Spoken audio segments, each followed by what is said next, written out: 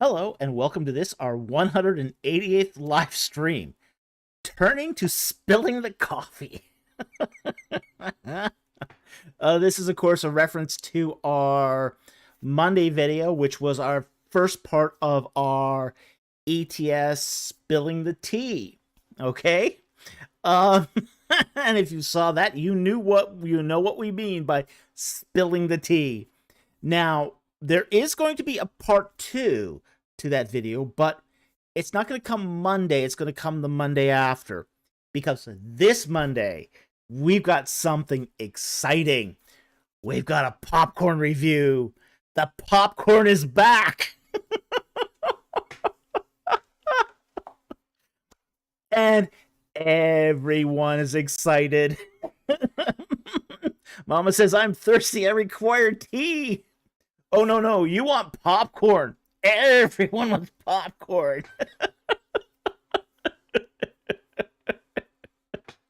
TBD, yay, popcorn review.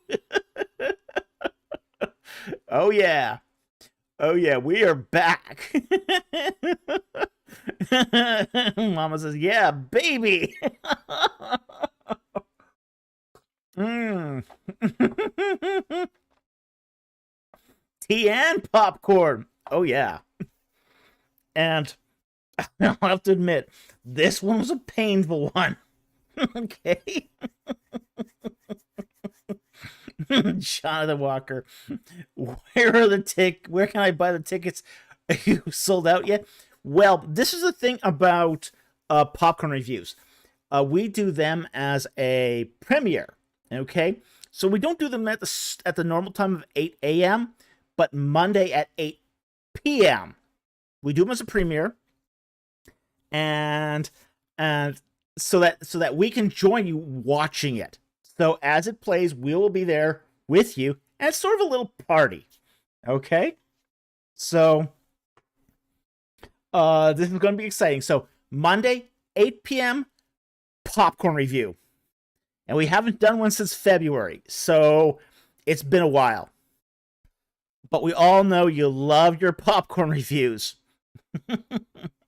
Alexis, hints on the video you're reviewing. Now that would be telling. That would be telling. And we don't tell the popcorn reviews. The popcorn keeps its secrets. Okay? You won't know until the popcorn pops what we're doing.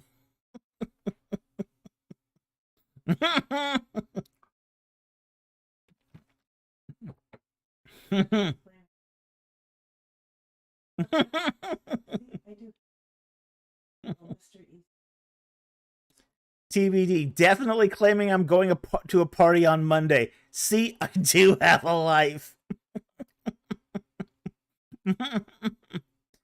Will Mr. ECB in this one? Could be. Could be. Okay. Again, we want to thank you for joining us tonight. And we are happy to be here. Again, we got that popcorn review on Monday.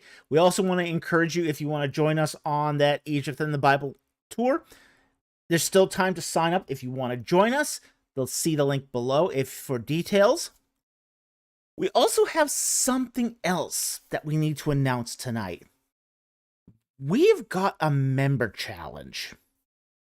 Now, I don't normally take member challenges, okay? But this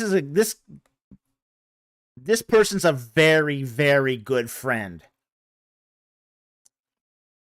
Okay, so normally I refuse member challenges, okay? Basically, but I couldn't resist this one. He's a very good friend, and so, I can't believe I'm going to do this, but I'm going to roll a little tape here and show you what the member challenge is. Okay? See if I got it here. I have it somewhere. Oh, where did I put it here? There we go. Okay. I'll roll this here. Hello, Dr. Falk, and welcome to your challenge video. Welcome to your doom. So, in the package that you requested me to send of those 2 marvelous books, you might have also seen this beautiful thing show up as well. This is a shakuhachi, which you already knew, but just in case you didn't, or any of your listeners don't know what this is. This is a Japanese end-blown flute. It has 5 holes, 4 on the front, 1 on back, and I'd like to propose a challenge. So the challenge is that you simply just have to make a sound on the instrument. Now, if you make a sound on the instrument, I'll throw $10 towards your YouTube channel to support the work that you do. And the second part of the challenge is that there are 6 possible notes in the very most basic way of playing this instrument. You have the lowest note, and all of those notes that follow afterwards. And I'll throw an additional $10 for every single note that you get, and so totaling $70. Now, I hope that it's not just me donating and providing a little bit of extra finances for your channel, but also your subscribers as well. So, have fun with it, and I'll see you next week. For those who are interested in shakuhachi, come check us out at Tairyu Shakuhachi. Hello, Dr. Falk, and welcome to... Okay. So, I do have the shakuichi here. Okay. And I have been challenged to play this. While we have always made it a policy here not to play the guitar, okay, my friend here has given me a free instrument with the challenge to play it. Okay, so we are going to be doing this. As I say, I don't normally do that. But we are going to do that challenge. Okay?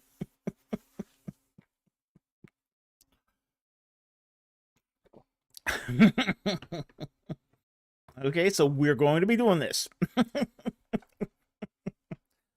All right, so next week I'm going to try to learn how to make a sound in it over the week, and then try to make a sound in it. This could be a complete disaster, okay? I'm just putting it out there. Mama, do it. Just do it. Do it.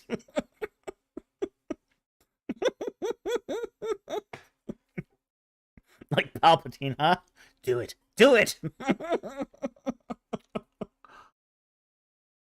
Okay. So, that covers our channel business. As silly as some of it is. Let's get into the the rules here before getting into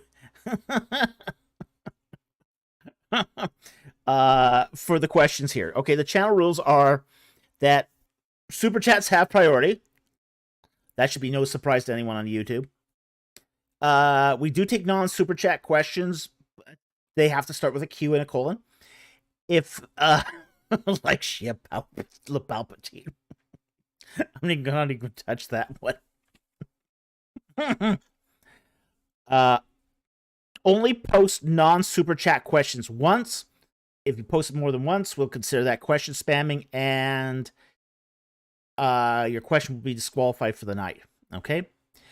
If the question has something to do with the Bible, we ask that you give us a little context. So, we will need, say, the chapter, the book, a verse, etc. Okay?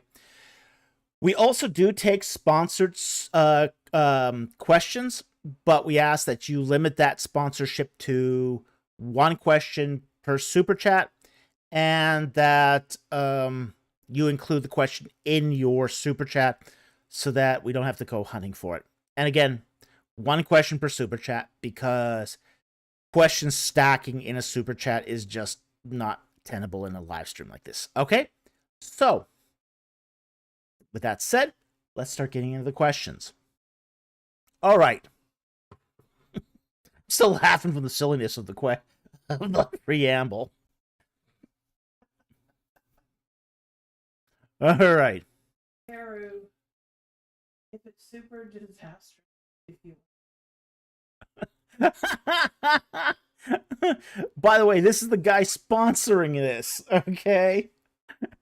It's if it's super disastrous, I'll give you 100. Well, I mean, it could be. I mean, it could be. I'll do my best, honestly, but it could be a real pig's breakfast, okay? All right, our first question of the night here comes from... Ooh, that's real small. I need to blow that up a bit so I can see what's going on here.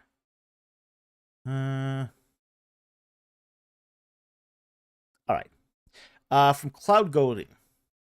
Hello, Dr. Falk. Did ancient Egyptian princes practice Tatib? I learned that this was a stick-fighting martial art and stick dance, but was wondering if it was practiced by royal family. Thanks. Generally not. Now, I know what he's talking about here. Now, there is a sort of a system of martial arts that was used by the ancient Egyptians, and it was mostly practiced by slaves.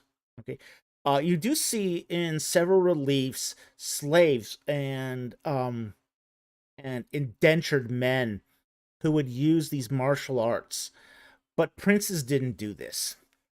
Now, princes did practice war arts, but stick fighting wasn't one of them. They tended to be charioteers and archers. And there's a pretty good practical reason for this. You didn't want your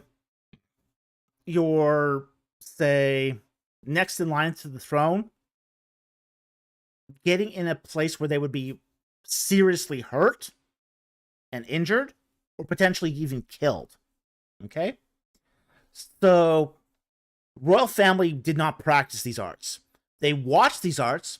These arts were entertainment, but they didn't actually practice them themselves. They tended to practice more, say, arts that would be used for, how do you say this, higher management purposes. If, for example, they led an army to war, they'd have to ride a chariot. They'd have to use the bow. They would even have to learn how to use spears and javelins. But they typically wouldn't have learned how to do stick fighting or even sort of more grappling kind of arts. That wasn't something that royalty did. Okay? So, I hope that helps. Thank you very much for the question. Really appreciate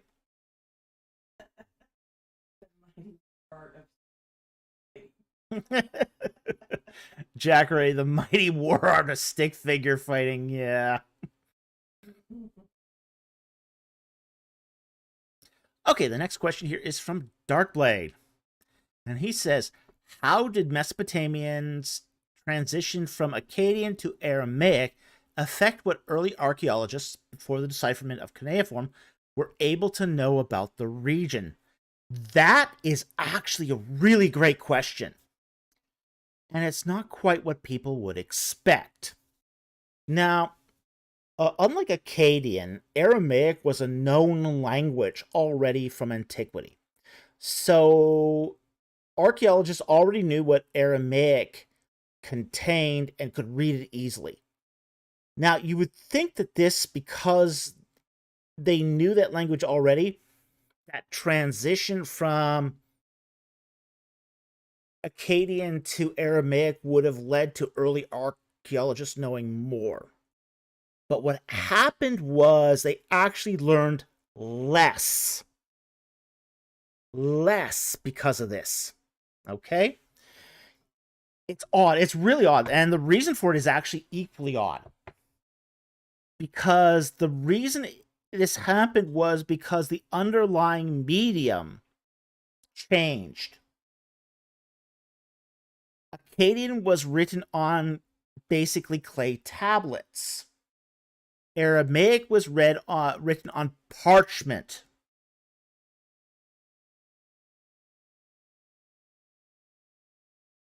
No, you couldn't do Akkadian on parchment, no. But Aramaic, you do that on parchment, but what's the survivability of parchment? Very poor. It's very poor. So, ironically, we have a lot more tablets in Akkadian than we do in Aramaic. So that transition actually led to poor survivability of the texts. And because it led to poor survivability of the texts, archaeologists didn't get a boost from that change in language. In fact, it diminished.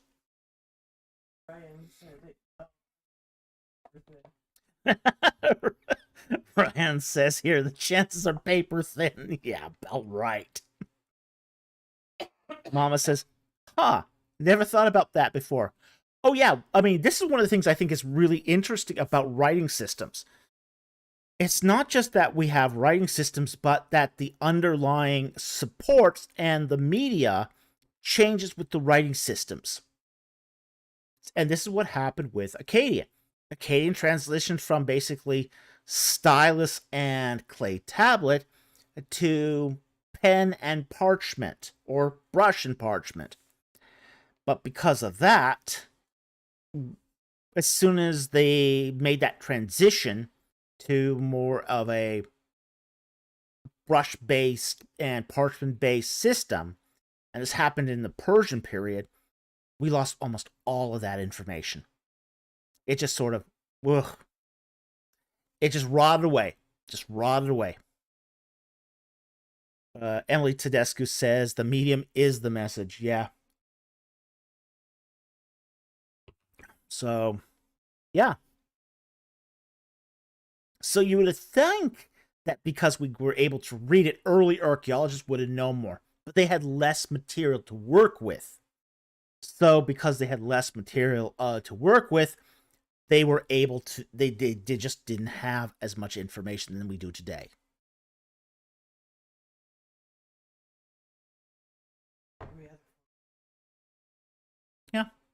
Yeah, Tim says here, clay tablets get stronger when there's a fire. Every other form of writing gets destroyed by fire. Yeah, it's true. But that's not even the worst thing. I mean, fire's one thing, okay? But mold and water and rot destroy a lot more than that. I mean, fire, yeah, okay, that does wreak havoc. But we found that, for example, almost all texts that gets destroyed because of water and rot and mold and insects. That's really what destroys documents. It's not even the fire. I mean, I'd love it if it was just the fire. There's actually some documents that were found at the Heraclean and Pompeii that were charred, that were heated by fire to such an extent that they were nothing but a charred briquette. But they were able to do X-ray analysis on these and actually lift the writing off of them, even though they're completely charred. Which is so cool. I mean, that was really cool that they were able to get writing off of that. But when water and mold and insects get to it, there's nothing that can save it. It's just gone. Yeah, water's 10 times worse than fire.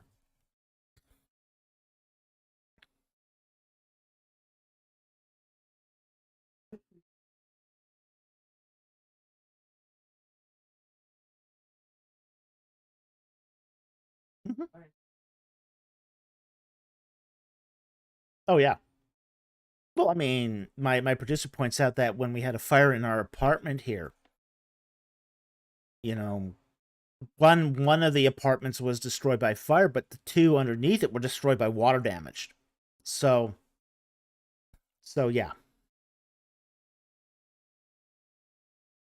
Okay. Timiara says, my point was that clay tablets were superior to papyrus or parchment in that they could at least survive fire. Yeah, that's true. But a lot of times they weren't fired.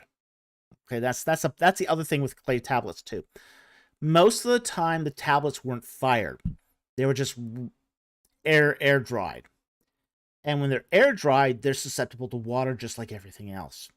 That's for example, there were a couple of cuneiform tablets found at Avaris in the scriptorium. And in that particular case, the water had actually destroyed those tablets for the most part. We know that they're cuneiform tablets. We know that they're from the first dynasty of Babylon, but we can't read them. We can't read them because water has basically melted the clay.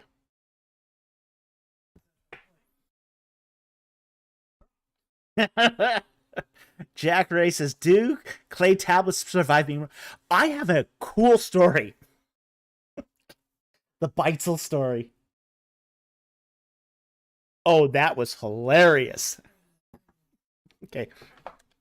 Now, one of my teachers was Barry Beitzel. And Barry Beitzel was... he did his work. He's the only person I ever knew who could actually sight read Akkadian. Most people who do read Akkadian can't sight read it.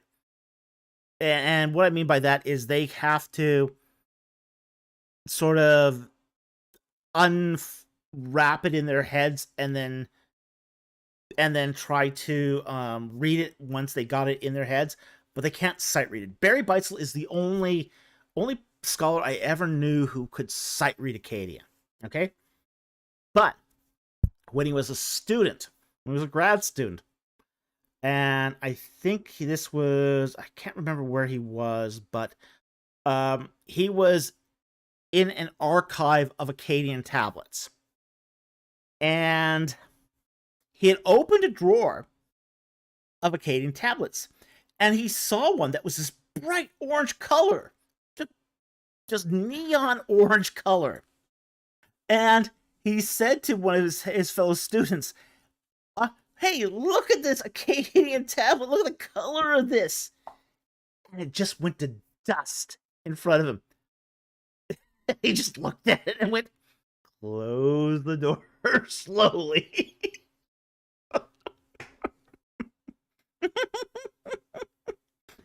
Yeah, the tablet went to dust in front of him. The whole thing is poof, it was gone.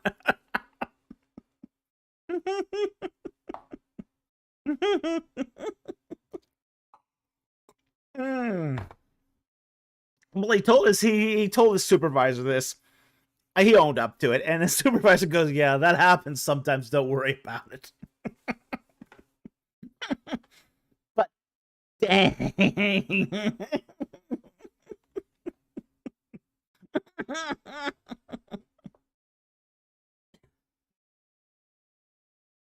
Yeah, that's the reason why they don't tell you not to touch these things. But, Akkadian tablets you're expected to touch. Oh, I know, but... Yeah, but, sometimes this stuff happens. But it tells you sort of the occupational hazards of archives like this. Okay.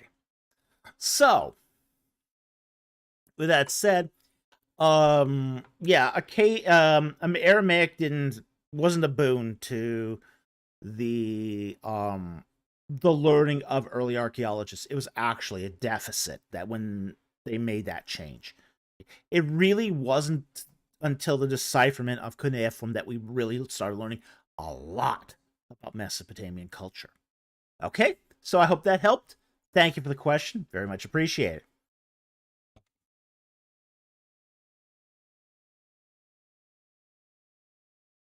Okay, the next question here is from Darkblade. And he says, it seems that Frank Turek has recently joined the club of people claiming that the Merenptah Stele is trouble for the late Exodus state. What are your thoughts? Okay, I did see the short that Turek published. And, boy, howdy, that was hard to really fathom this one. Okay, now I don't think Turek knows I mean, to place this short, he's at the Cairo Museum, he's pointing at the Merenptah Stele, and he's talking about it right there. But it's clear he doesn't know what he's talking about either. Okay? And, I mean, first of all, he dates the Stele to 1208 BC. Not a great date. Probably 1217 is closer, but that's fine. He also points to the wrong place on the Stele. He points to the register above it, which I think shows that he doesn't really know what he's doing. Now, him claiming that this is a problem for the late Exodus date, I think is deeply problematic. Like,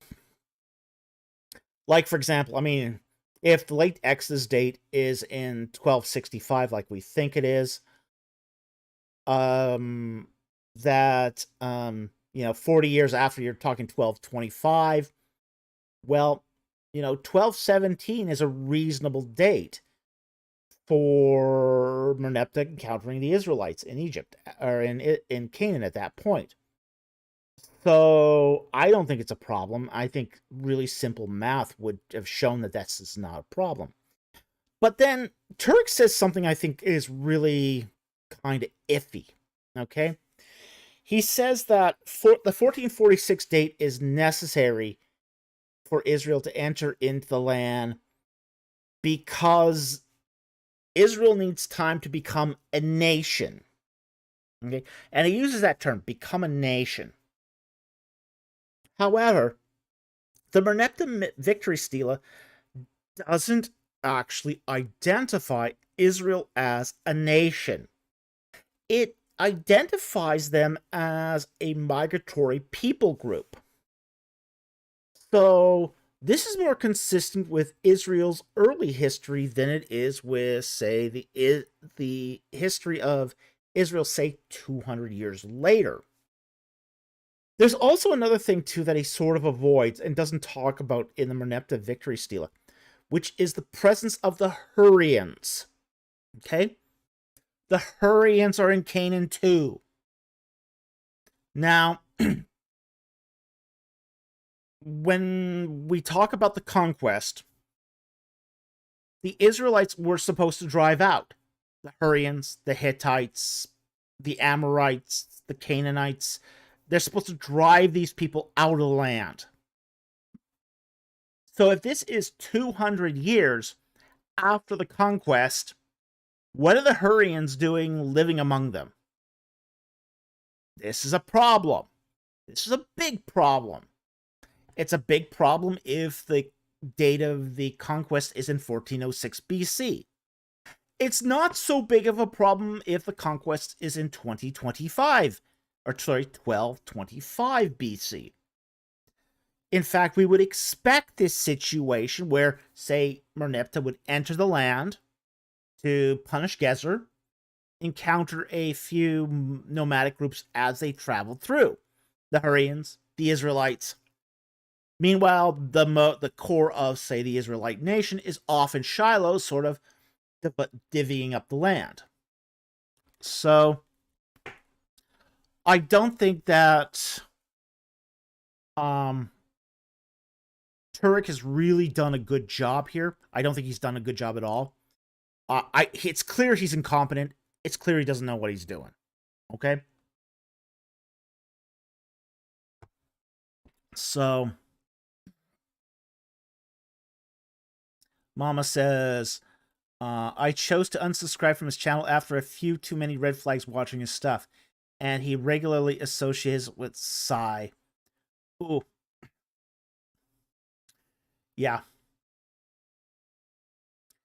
Timiara, I very often find Turek saying iffy on all sorts of issues. Yeah. Yeah, I don't think he's competent in this to talk about the Exodus. I don't think he's competent to talk about Egypt or early Israelite history.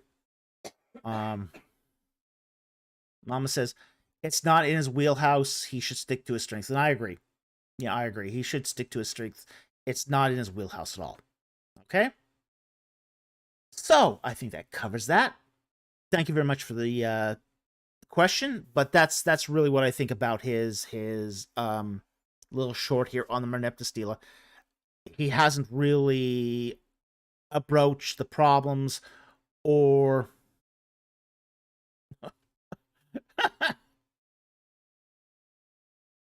yeah, Alexis says Turk is with an early Exodus. Color me shocked. Oh, totally. He is totally. I mean, he's friends with Titus Kennedy. Yeah. Titus Kennedy is bro, man.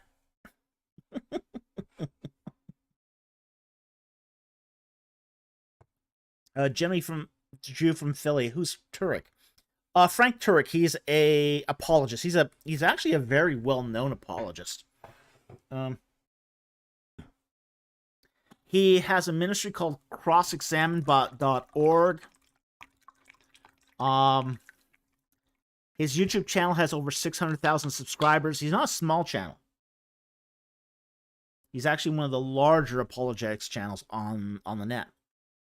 So yeah, that's who he is.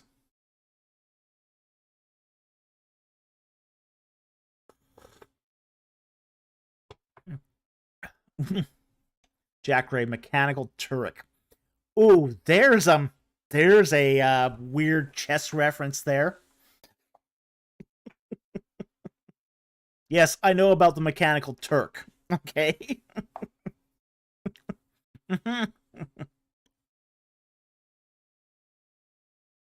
TBD asks, any news on the Titus Kennedy copyright complaint?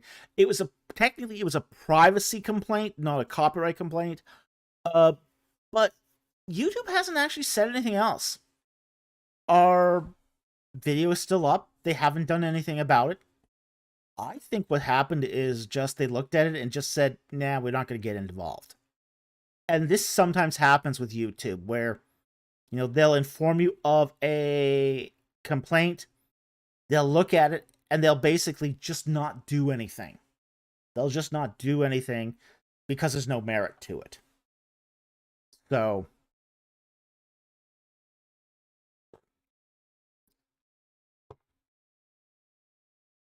okay.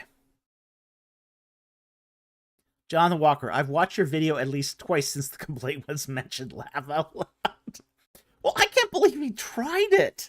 I mean, that's the incredulous thing is why do that? I mean, and of course now with Billy Carson and Wes Huff debate and the taking down of that debate, and then now Carson trying to sue Wes for showing clips of it. Yeah. People are starting to watch my censored debate again. Because we prayed for more subscribers, but we didn't anticipate this. No. While we like more subscribers, no one thought that this would be the method this would happen. But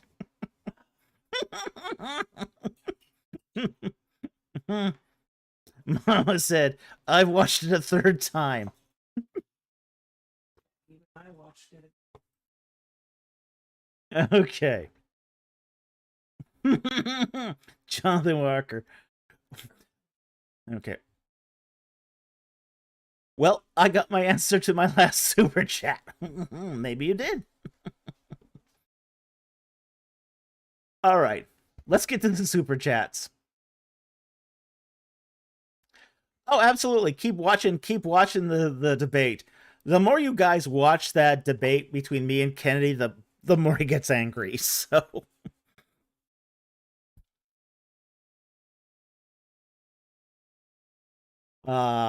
good times. Good times. All right. Our first super chat here is from Jack Ray, who gifted the channel 10 Ancient Egypt in the Bible memberships. Thank you very much for supporting the channel. We really appreciate it. It helps support the channel, and we are so grateful for your support. Ryan says Streisand effect. Oh, it's just totally the Streisand effect. Look, I mean, people who underestimate the Streisand effect, as soon as you start limiting people watching something, you censor it, people want to watch it even more.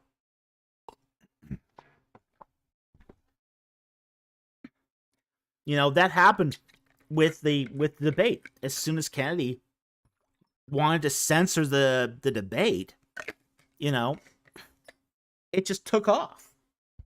People watched it more. They wanted to know what the fuss was about.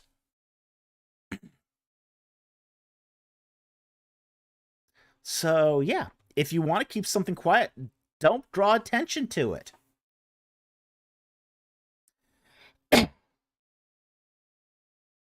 All right, let's get back to the super chats here. Now, our first next super chat of the night is from Addison Weir for $4.99. Thank you for the super chat.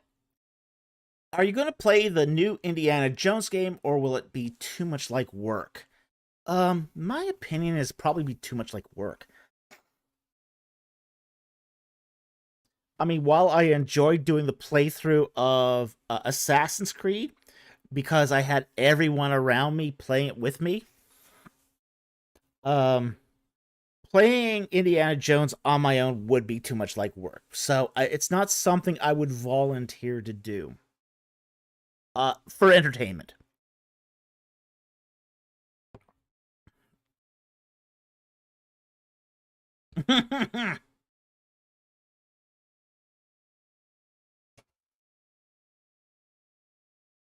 TBD said, that was one of the first videos I watched on the channel. I saw censored and was immediately interested. Forbidden fruit. In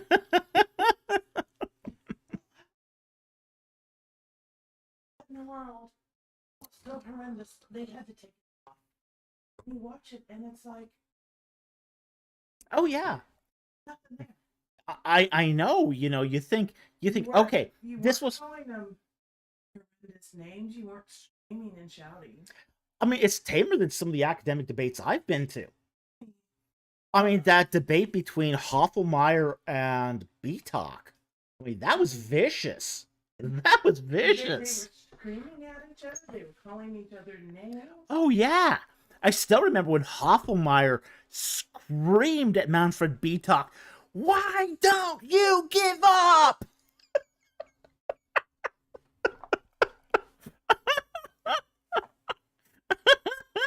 Valid question, just not at that voice. It's like, it was crazy. I can't believe I saw that. We were told they got into nearly fist fights in Ted's. Or we were there. Oh, yeah, well. Remember? I mean, he was really disappointed that there was no fights in his class. I mean, Finkelstein and Deaver can't even walk down the same hall together because of their debate. I mean, that one almost went to fist fights. I mean, so as far as debates go, my debate with Kennedy was downright civil. I mean, it was downright cordial. I mean, nobody. I mean, yeah, there's some cheap shots taken, but that happens in debates. That's normal. Normal. But no one got into screaming matches. No one got into fist fights. You thought you were tossing softball when you said, "Let's look at." Yeah. Yeah, it's just like that should have solved the question right there. He should have said, Yeah, there's no reason that this should have been censored, let alone I mean, it's crazy to think that people are so fragile and snowflakish that this would hurt their sensibilities, but okay.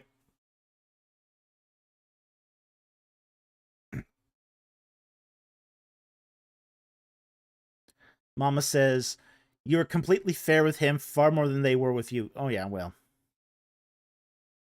You weren't even, the audience wasn't. Well, yeah. The audience had no idea who I was. There was no introduction. It really was a setup, and Mama wants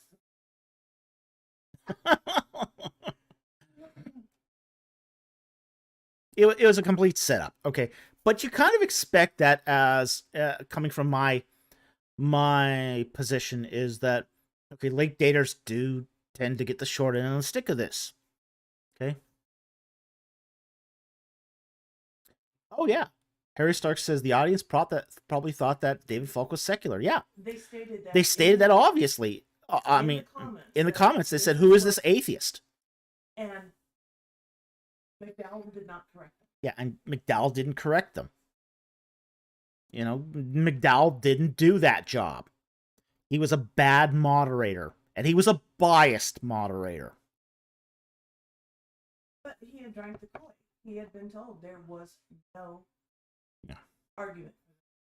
And then when the debate made Kennedy look bad, ABR's funders, donors, came down on McDowell like a ton of bricks.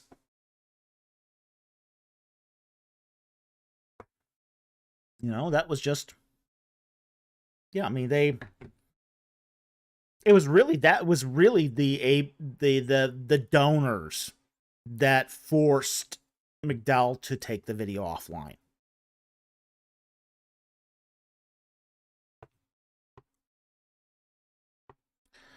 Mama says Sean McDowell was unprepared, biased, oblivious, and utterly unqualified. And he was subject to donor whims. Okay? He was the money of the institution forced his hand.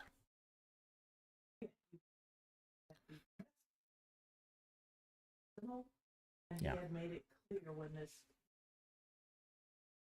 Yeah. Yeah. Now, I did talk to Sean McDowell briefly at ETS this year. Our conversation was civil. He was very uncomfortable with meeting me. But he also said too he had nothing to do with this most recent attempt to take the video down. Okay, so It would have been very nice if.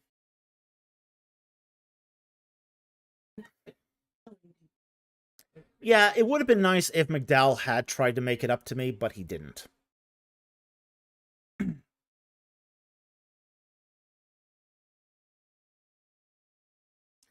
No, he isn't. Let's address that.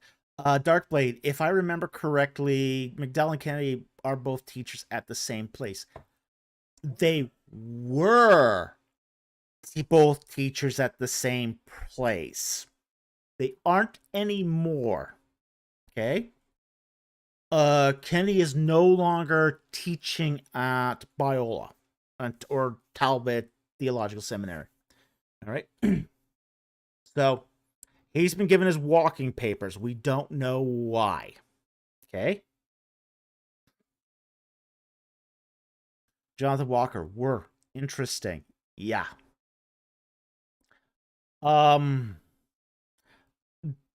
There could be, it could have been that this debate ended up in too much negative press. That's a possibility. That could be. It could explain why Kennedy filed the privacy complaint too. Was that it has been, the debate has too negatively affected his reputation. So, yeah. I mean, we don't know for sure. We absolutely don't know for sure, and this is speculation. But many of his students might have seen the debate and how it went. So, yeah. Yeah, so all that is speculation, and we don't want to speculate too much here. But he is not teaching at Biola anymore. And Timiara, sock puppet opines this was a career-ending debate. That can happen. Okay, we don't want to make that that's not beyond the realm of possibility. Last I heard, he was teaching at some small community college, but he's not teaching at Biola anymore. So yeah.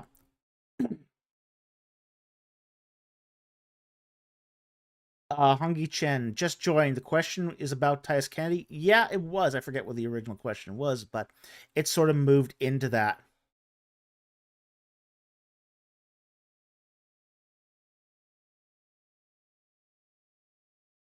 Patui, good to see you again. It's been a long time. He says, not every position in the Bible needs to be held with a conta mendum ferocity, and I agree. But late date equals atheist? Wow. Chronology should be held with ferocity proportional to the evidence. And yeah, okay. I am an evidentialist. I follow the evidence wherever it goes. So, when we talk about evidence, we do need to follow the evidence. And if the evidence supports a position, we should hold that position. But at the same time, too, we're talking about here with the date of the Exodus should never be a. It's not a. It doesn't affect your salvation. It's not a salvific issue. We shouldn't divide over it. The Exodus happened, and yeah, I mean, it's not something we should be parting company over. Which I think is very odd that many early daters have that attitude. At my recent at ATS, I did have a mix of reactions when I went to. I mean, I went to the NES papers. Oh, I actually walked into ABR's front door, more or less, and but they shouldn't. Yeah. Was not. And some of those people welcomed me warmly. You know, some of them were really quite friendly. You know, Stephen Rudd was very friendly. The Van Hutts were very friendly. You know, they don't agree with me, but they're still friendly. Then you got guys like Roger Young, who are openly hostile. I mean, really hostile. I mean, angry that I was there. I mean, I've never talked to a guy where he gets like openly angry at you. Like I mean, he's fuming. I would even contest a early Exodus date. So, I mean, you can't control people's emotions, but you know, I told Roger, "Hey, calm down. We're just having a conversation." It's like, "Oh no. This is the issue. This is the issue to divide over. This is the mountain to die on." No. Okay, we should probably get back to the super chats here. Not gonna take that one. Tom Wanchek for $2. Can you recommend any underrated novels or novelists?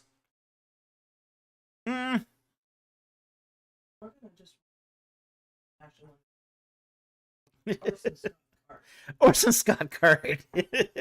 Yeah, that'll be popular. Robert Silverberg. So Robert Silverberg is still producing novels, and he's still producing good novels. Okay, I would highly recommend Robert Silverberg. Let's see who else. There are, of course, the classics. You can always go back to the classics.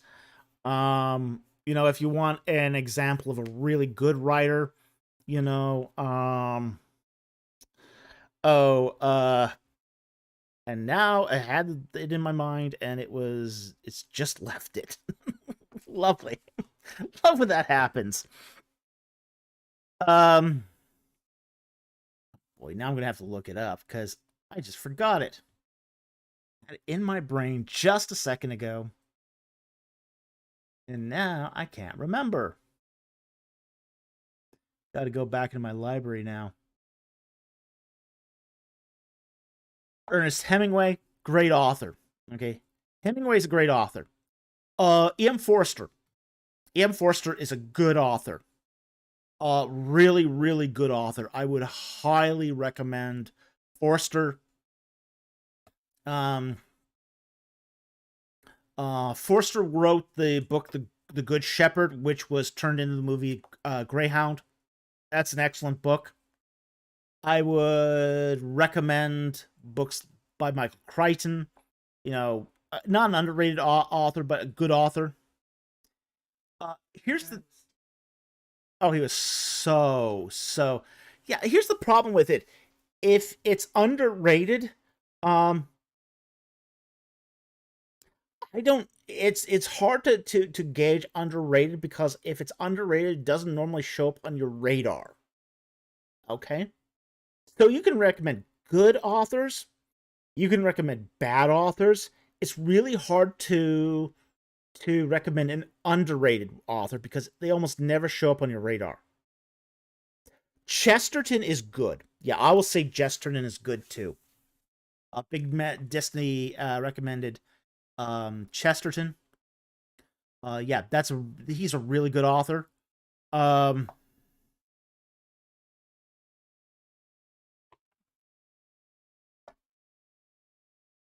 Yeah, let's see this here.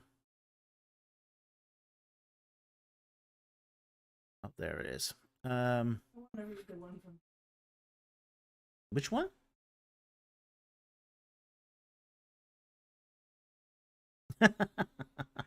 Catches my... Yeah. Where did I see that? I just saw something here and it's just passed me by.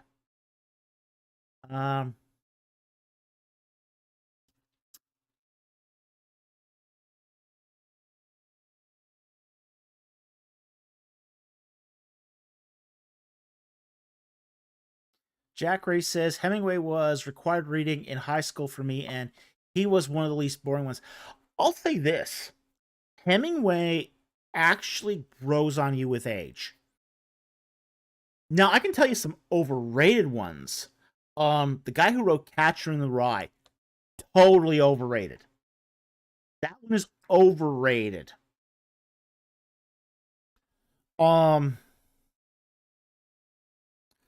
There was another one recently that I read that it's overrated too. Where was it?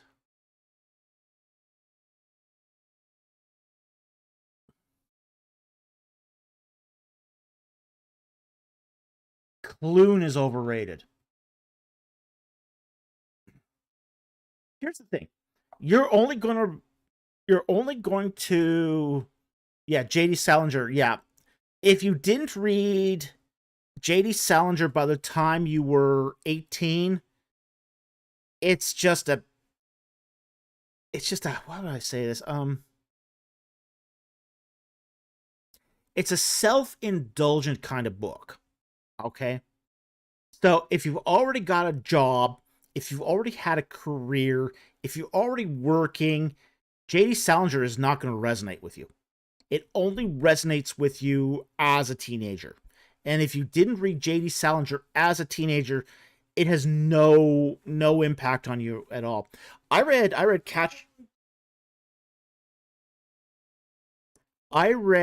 J.D. Salinger when I was 24. Okay? Catcher in the Rye, I read that when I was 24, and it did not resonate with me. Because I already had a job. I already had a career at that point. So, The Great Gatsby, that was actually a decent novel. The movie sucked, but yeah, but the novel was good. But it's the only thing he wrote that was good. He was a terrible writer, in every way, except for that one book. It was just the one book that really worked for him.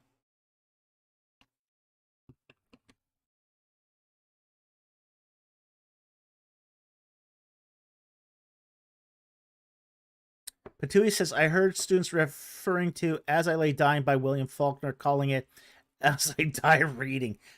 I will say this.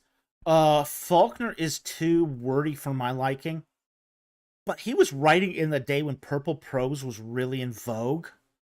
I'm not a fan of Faulkner. I think that Faulkner really,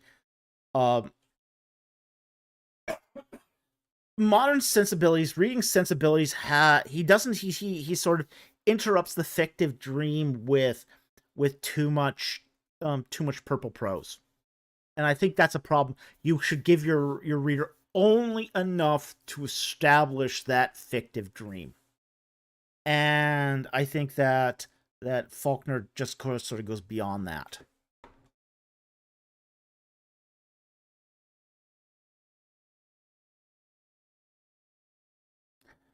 Big Destiny. This may be blasphemy to some, but Jane Austen is awful. Jane Austen, again, is writing at a certain period of time. And there are some novels that stand the test of time. It's like hymns. Okay? Which hymn survives? The ones that resonate. The best. Here's the thing. Like, for example, hymn writing. There are so many hymns that were written that we have no idea how many there are, but most of them sort of fell out of circulation because they weren't good. Okay? Only the best survived. And novels are kind of like that. You get Jane Austens that are sort of middlings, but then you have, say, Moby Dicks that are great. Moby Dick is a great novel. It's a really well-written novel. And it's a terrifying novel on top of it.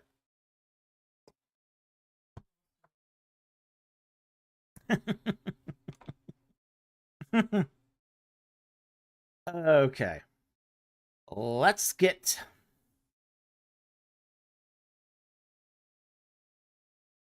back to it here. So Tom, you can't recommend an underrated novelist very easily unless you really sort of start hunting them out. You can find the overrated ones easy. You can find the good ones easy. Underrated ones are really hard to find. All right. Because they're underrated. Okay. Next one here is a member question from Tom Wanchek. Can you explain why God gave the Israelites the promised land? Was it so that they could live out their life as community with God, or is there more? Yeah, there is a little more to this. It's a promise that was made to Abraham that his posterity, and that he would have a posterity, but the posterity would get land and relationship with God.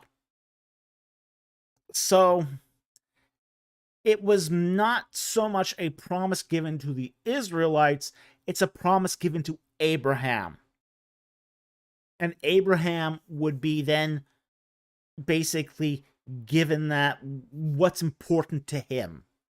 And that's the posterity, the land, and the relationship with God.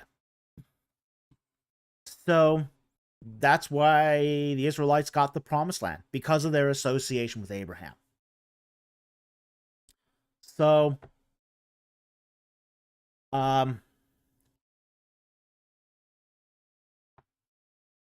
hope that helps. Thank you very much for the question. Very much appreciate it.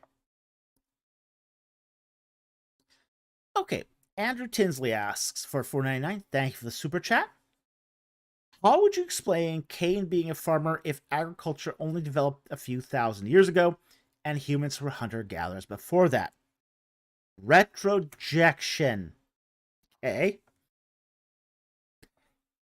Basically, Cain and Abel are that basically agriculture versus pastoral dichotomy. And it fits in with the whole temple narrative that's happening in Genesis 1 through 11. Okay? So that you now have that sort of tension going on between Cain and Abel between farmers and pastoralists. And there's always been a tension there between the two. Because a farmer will work the land, while the pastoralist will kind of buzz through the land you just worked. So there's a natural antipathy between pastoralists and farmers. This has always been. Okay? So the author of Genesis here is taking that natural antipathy between these two sort of different modes of agriculture and showing the tension between them. Okay? And that tension is being retrojected back to Cain and Abel. Now, was Cain really a farmer? Could be. It's possible. Or at least he could have been partially sedentary. That's also a possibility. It's also possible that Abel was not completely a pastoralist either. And it's just, these sort of tensions always happened in these societies. And Israel was entering into a land where that tension was going to be really, really on the forefront. Okay? Because you're going to have people with, say, these tribal holdings, these clan holdings of land, that are now going to have to share that land, not just with farmers, but also with the pastoralists that are moving through. So in both cases here, this is a tension that needs to be, ameliorated. It has to be ameliorated. And so Cain and Abel are being used here as a way to show the Israelites, hey, if you don't settle this on your own peaceably and amicably, there's going to be bad results as a consequence. Okay?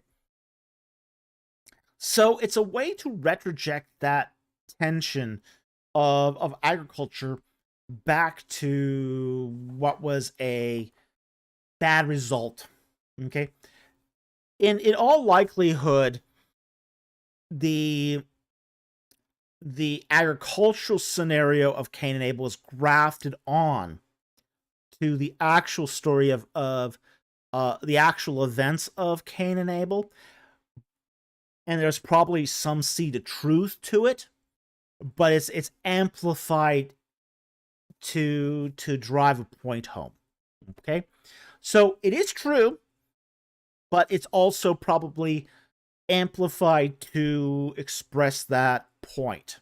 Okay, so the fact is that agriculture actually goes, it's actually a lot older than we think. It's not only a few thousand. The current thinking on that is agriculture is about between 12 and 20,000 years old, so that's a long time back.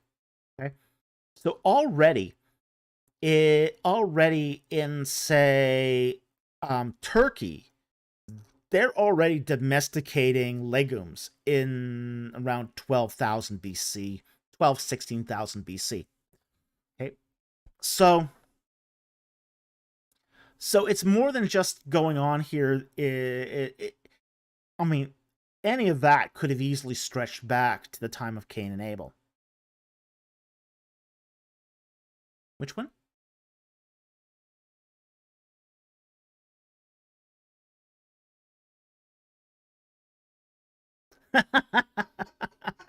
I like that too. Batui adds, it's like us retrojecting in calling the author of Ecclesiastes the father of existentialism. Yeah. Yeah.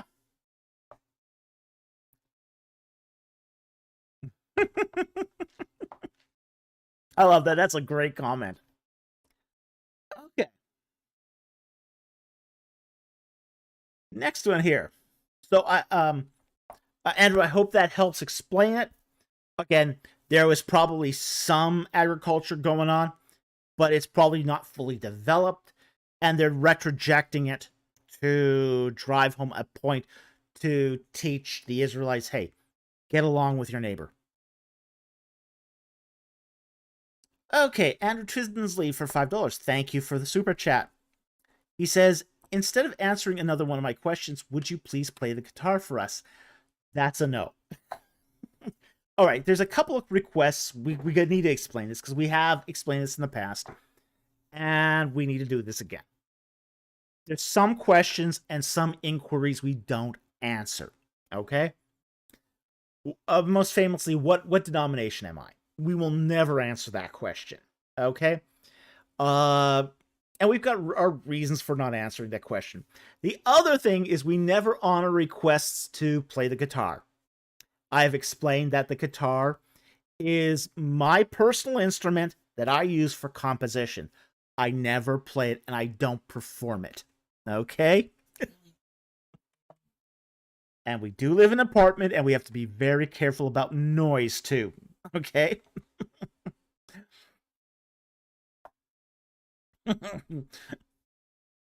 Tim Miara, you don't know what you're asking, Andrew Tinsley.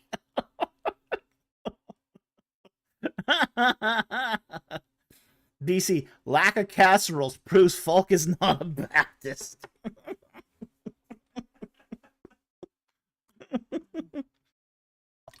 I had pot roast for dinner tonight, by the way.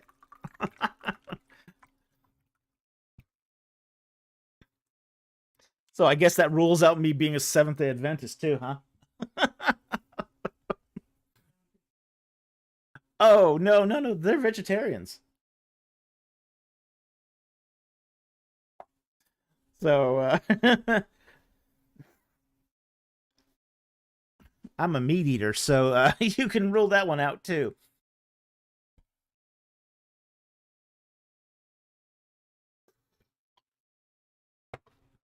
Okay. Mama, yum. Oh yeah, pot roast is lovely. I love pot roast.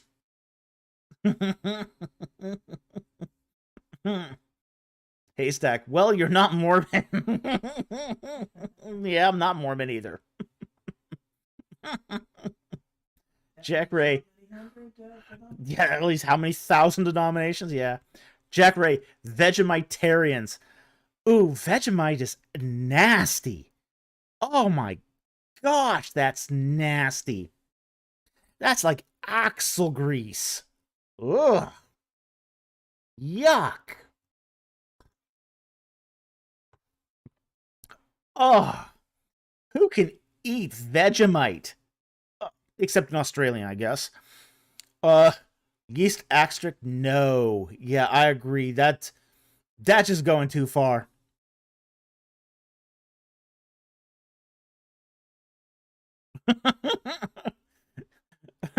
Yeast extract? No. BC, you put it on too strong. No. Oh, it's disgusting. Oh. Jackery says, yes, and Marmite. I used to eat it with a spoon. Oh, gross. Gross. Nasty. That I don't know how people ate Marmite and Vegemite. It's just, oh. Daddy Dement. Well, Australia is technically a prison, so adapting to prison food makes sense. Oh, wow. Marmite and Vegemite. Oh, yuck. No, it's not the bags from doing beer, but it's yeast extract. Yeah. But wow, is it disgusting? Oh, Alexis would give them a casserole. Now, when I lived in England, you'd get occasionally Marmite with your toast if you went to like a restaurant somewhere. But I never ate it. It was just, that was too much for me. Marmalade, fine. I mean, there was some good marmalades. Like there was one marmalade I had in England that I really used to like, which was a lime marmalade. That was delicious. I loved lime marmalade. Marmite. Woo. Yuck. There's some other British foods I actually really enjoyed. I actually enjoyed black pudding. I liked black pudding. I liked white pudding too. Lemon curd? Yeah, lemon curd was fine. I loved lemon curd. Lemon curd was delicious. But Big Destiny, marmalade is underrated. My grandfather would make orange marmalade. Yeah, marmalade's really good. I liked marmalade. As I said, the lime marmalade I used to have was delicious. It was absolutely delicious. It was a little different than the orange, but it was really good. So, just but oh, yeah, the yeast extract stuff. The problem is, I mean, I like yeasty food. I mean, I like beer. I like especially like hazy beers like IPAs. But dang, oh. Jack Ray says, I used to eat rhubarb raw. People really found that odd. I don't like rhubarb raw. It's too tart, too much oxalic acid. My dad used to do this. He would take a rhubarb stalk, tap it into powdered sugar, and then eat that. But no, that was not for me. Now rhubarb pie I love. Rhubarb pie is delicious. Cooked rhubarb, fantastic. Raw, no. No, that's not my thing.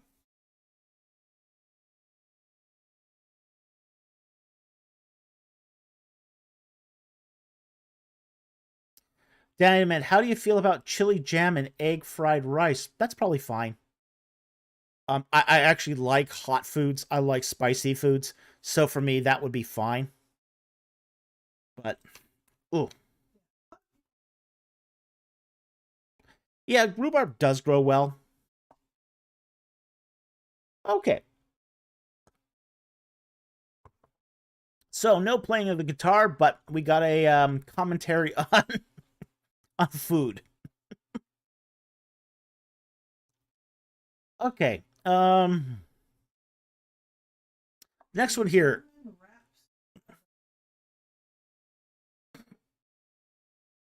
I heard about that rap song. Yeah. There was a rhubarb. It's a pun. It's a play on words. So, Aston Weir for $4.99. It says, thoughts on the recent allegations against Michael Brown. Okay. Here is my thoughts on this. First of all, the allegations are only 3 days old. Okay. Yes, it relates to incidents that happened 23 years ago, but all the allegations that have come out against Michael Brown recently are only 3 days old. So here's what my thoughts on it is, that we should wait and see for the truth to come out. Okay? I think would be really irresponsible to take a side on this at this point. Let's see the truth come out. Let the dust settle, because Michael Brown, he's a Messianic Jew. He has a podcast. He's been a figure in Christian circles going back to the 1990s. He's very well known.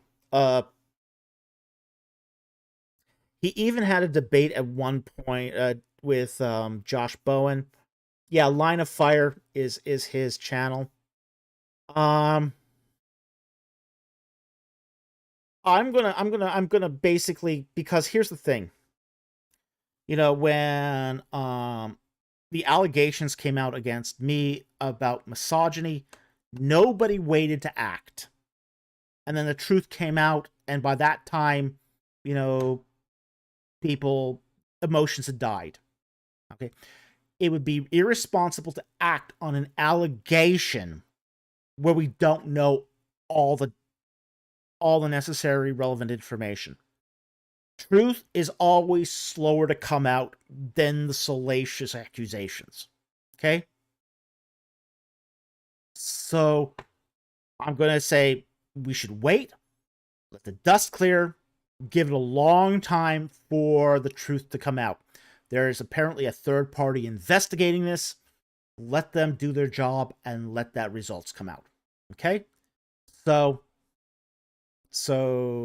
we just need to let this sort of percolate until the situation becomes more clear. All right? Okay. So, hope that helps. Mike JSB for $2. Thank you very much for the super chat. Is Gibeon a problem for the late Exodus date? No, it's not. The whole matter of Gibeon is like a lot of other things in, say the 13th century, which is, yes, we look at modern day Gibeon or what's been identified. You go there and you see that there's no late Bronze II ruins there. But there could be reasons why there's no late Bronze II ruins there. It could be site leveling. That's possible. It could have been that the site moved for some reason. We saw that with what's it called now? Pithom, Migdol, both of those sites moved for a variety of reasons. So yeah, there was there could be a lot of reasons why we don't find it. Like, for example, let's take, for example, Debone. Okay, Debone doesn't appear to have a late Bronze IIb ruins, okay? But yet, Ramses II claims to have conquered Debone. So, what are we going to believe here?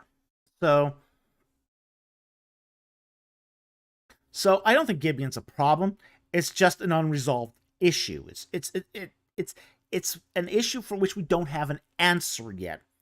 But that's not necessarily a disqualifier for, say, the other things, evidence that we have for the late Exodus date. Okay? So I hope that helps. Thank you very much for the super chat. Very much appreciate it.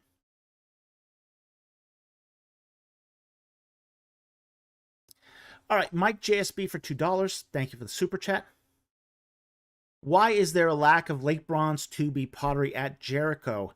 There actually isn't. Now, when I was sitting in the paper that was recently done at the NEAS, and where Wendell, a guy by the name of Window, who's an ABR associate, is trying to make the case for a late Bronze IIa destruction of Jericho. Somebody asked the question in the audience, well, do we find late Bronze IIb pottery at Jericho? And he said, oh yeah, all over the place, in every part of the site. Like, okay. And you still want to make a case for a late Bronze IIa destruction? I was practically speechless when I heard that. Okay. So, and it's true. There is late Bronze IIb pottery all over Jericho. And this is before the Iron Age fallow period. So, but here's the problem is, we don't find late Bronze IIb pottery associated with late II bronze walls and late Bronze II buildings. So it tends not to get written up in the reports. But it's found all over the site. Every excavator that's ever dug at Jericho has found late Bronze 2B pottery. And this was put in Lorenzo Nigro's latest 2023 paper. So it's not that we don't find it. It's that we don't find it in context to everything else. And this is actually what drove Lorenzo Nigro to say that there's site leveling. Is he's finding LB2B pottery, but nothing else LB2B. Okay. So he's asking, how can this be? How can I be finding late Bronze 2B pottery, but not late Bronze 2B infrastructure? You know, you can't have I mean, people aren't just going on a flat tell somewhere and basically setting up a fire and putting pottery all over breaking pottery all over the place.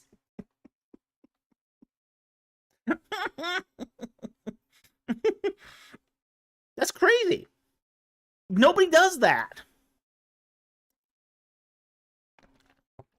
So this is how he sort of came to the conclusion that they were doing site leveling. Is that he was finding all this pottery, but no associated infrastructure. You can't have one without the other.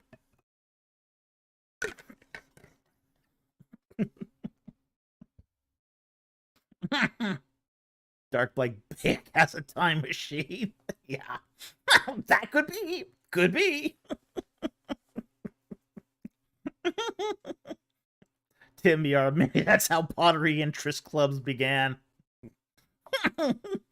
Making some newfangled pottery and then just breaking it.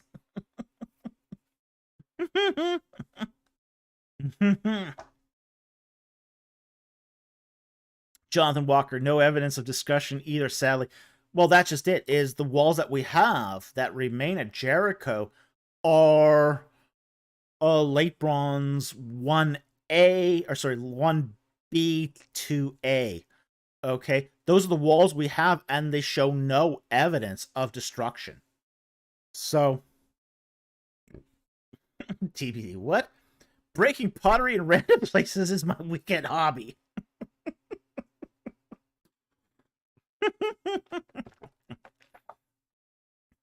Yeah. So Mike, that's what's going on here. Is we do find late Bronze 2B pottery all over Jericho, all over the site. It's there. It's there. It's just how do we correlate this with the architecture that we see there? And that's always been the problem with Jericho here in the late Bronze period is every excavator has found this. Every one of them. They just don't know what to do with it. Okay, so I hope that helps. Thank you for the super chat. Very much appreciated.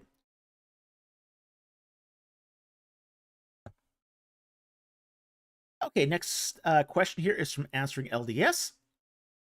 Do you know about the scholar Wes Huff and his recent debate with Billy Carson? If so, what do you think about it?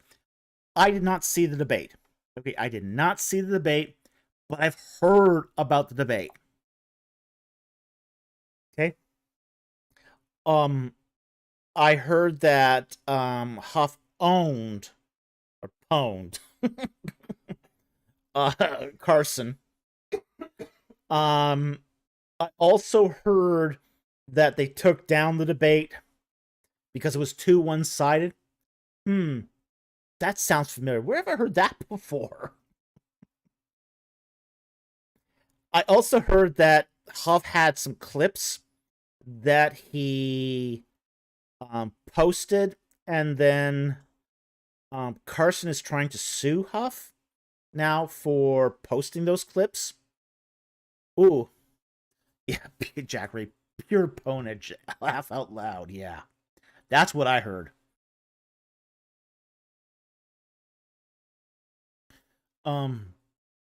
So, you know, I can't say anymore because I didn't see the debate, but I've heard a little bit about the aftermath. That's about it. Jonathan Walker said, so there was an LB2 Jericho? Oh, yeah. Yeah, there was an LB2 Jericho. But it's vanished off the face of the earth. More or less, yeah, it was completely scraped off.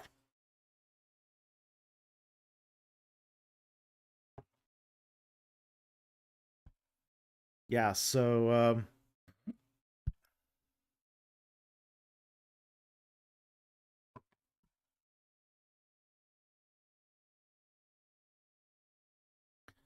okay.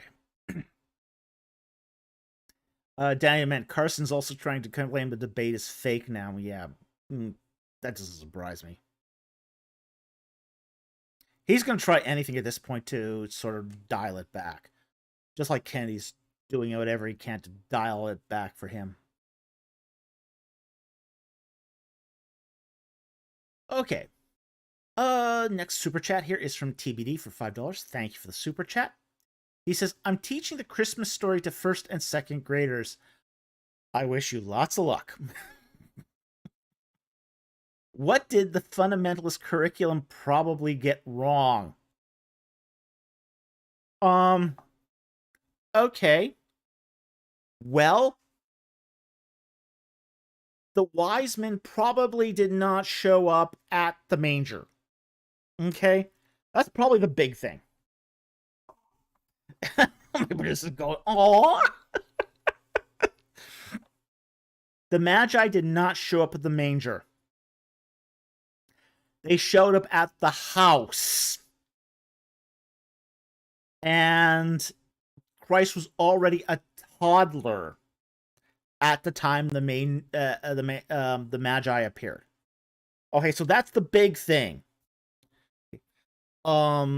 So that's probably the thing that sort of the typical fundamentalist curriculum gets wrong first. Okay. Now, fundamentalist curricula and Catholic curricula tend to be slightly different here, okay? Sometimes Catholic curricula will show Christ in a cave. Not a cave either. A manger is not a cave.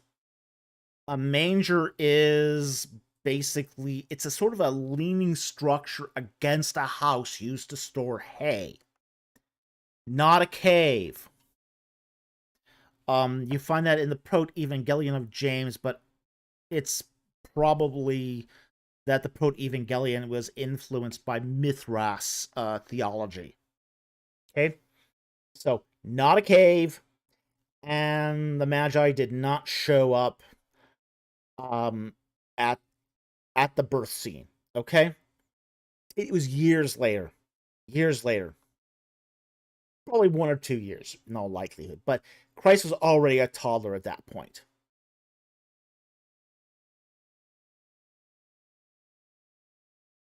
Jonathan Walker, a feeding trough at the side of an Israelite house.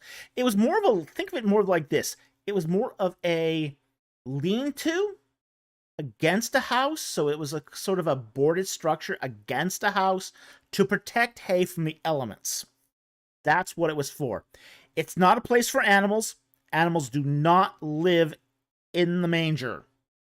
Okay? Animals will be in either in a field, in a pen, or they'll be in the bottom floor of the house, but they won't be in the manger.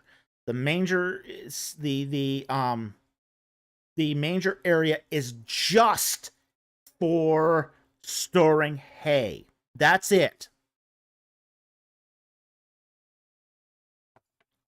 Okay. So that's the purpose of it. It's to store hay and to protect hay to feed your livestock. So it's a feed area. It's a feed storage area.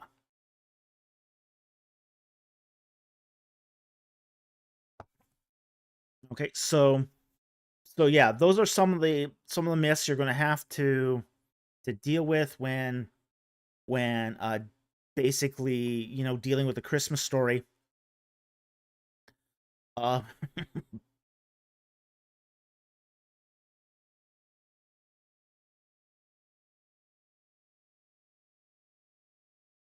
Yeah, and that's a grim fact, but yeah, it bears mentioning. Tim says there'd be no point in deleting 2-year-olds if Jesus was just 1 or 2 days old. Exactly.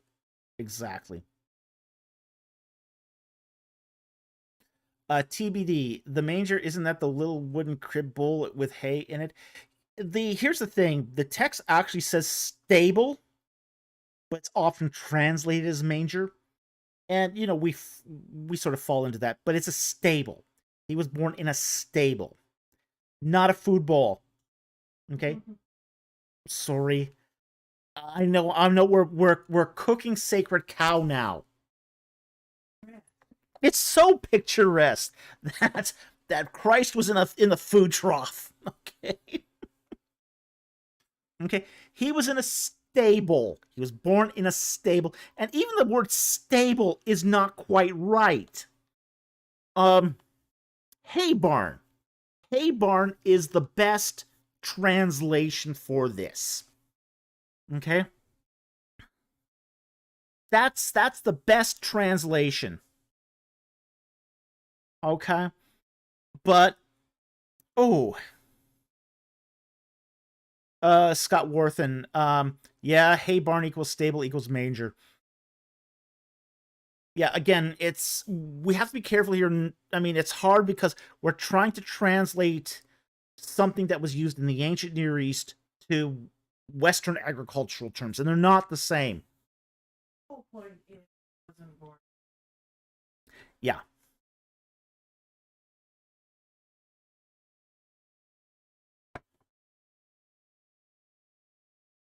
Daddy man, Moses also cooked a sacred cow and then made the people drink it. Ooh, ouch. Yeah. We won't go there. But yeah, we're talking here, he was born in a hay barn, as best as we can do it, and really not even a barn, a lean-to. A hay lean-to. It would have been No, it wouldn't have. Yeah, but it got cold at night there. The biggest problem there would have been temperature.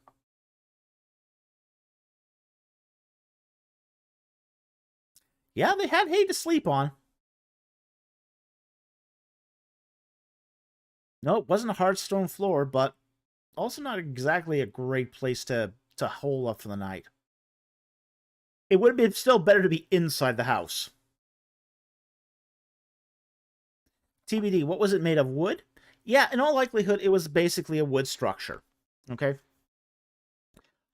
Probably wood covered with palm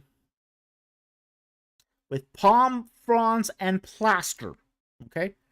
And a lot of construction was done this way in Israel. So they would basically lean poles against the wall. So you wouldn't have huge amounts of wood, like not planks, but what it would do is there would be like a wooden sticks leaning against the wall. They would fasten palm leaves on that, and then over the palm leaves they would paint plaster. Okay?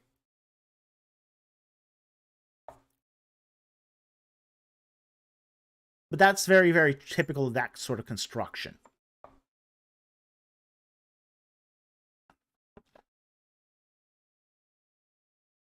Aaron Richard, I love it when they have Jesus born next to the pigs.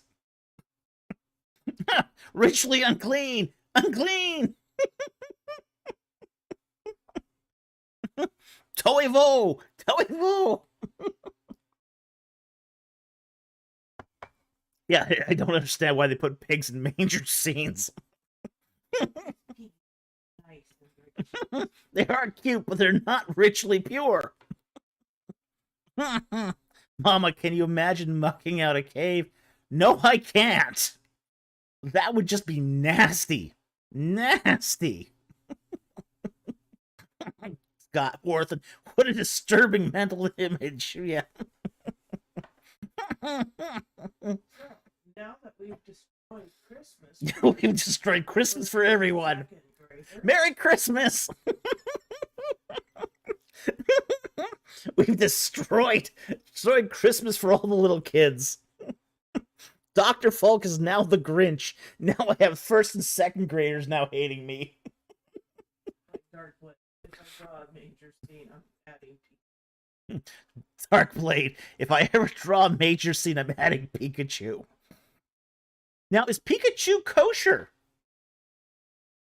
Is he kosher? I don't know. Is he if he's kosher? Think about it. He has toes. Does he chew the cud?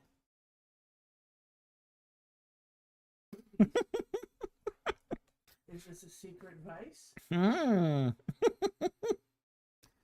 But Tui says Pikachu is a rodent Pokemon, so yeah, he'd be non-kosher. Is he a rodent? Oh yeah, he's a rodent. I always see more like. Well, he could be a Legomorph. But if he's a Legomorph, he's not kosher either. Yeah. Because they do chew the cud. Jack Ray. All the little kids with saucer eyes tearing up looking at you, Dr. Falk. Ooh, okay.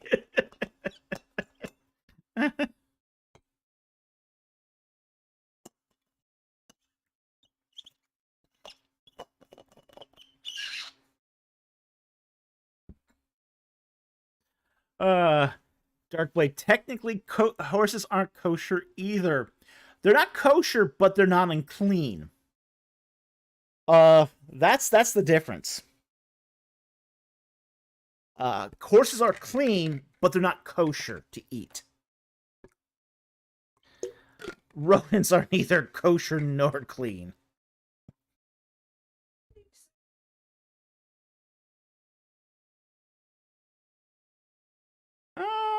Nick says Pikachu is a mouse. Mice chew everything, and they're unclean. Mama, nope, never mind. Squeaky water bottle. Yeah, squeaky water bottle.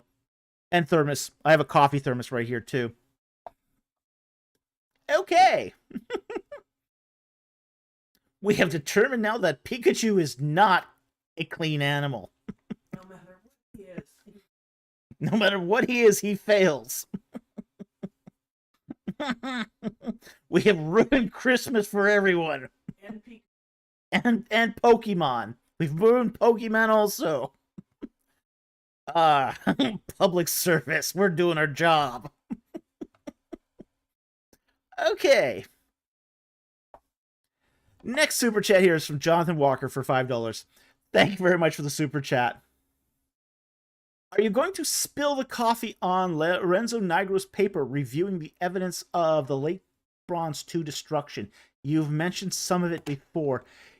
Yeah, we are eventually going to get to that. But we've had a lot come up in the last couple weeks. So it's one of those things where we want to talk about that paper a lot more.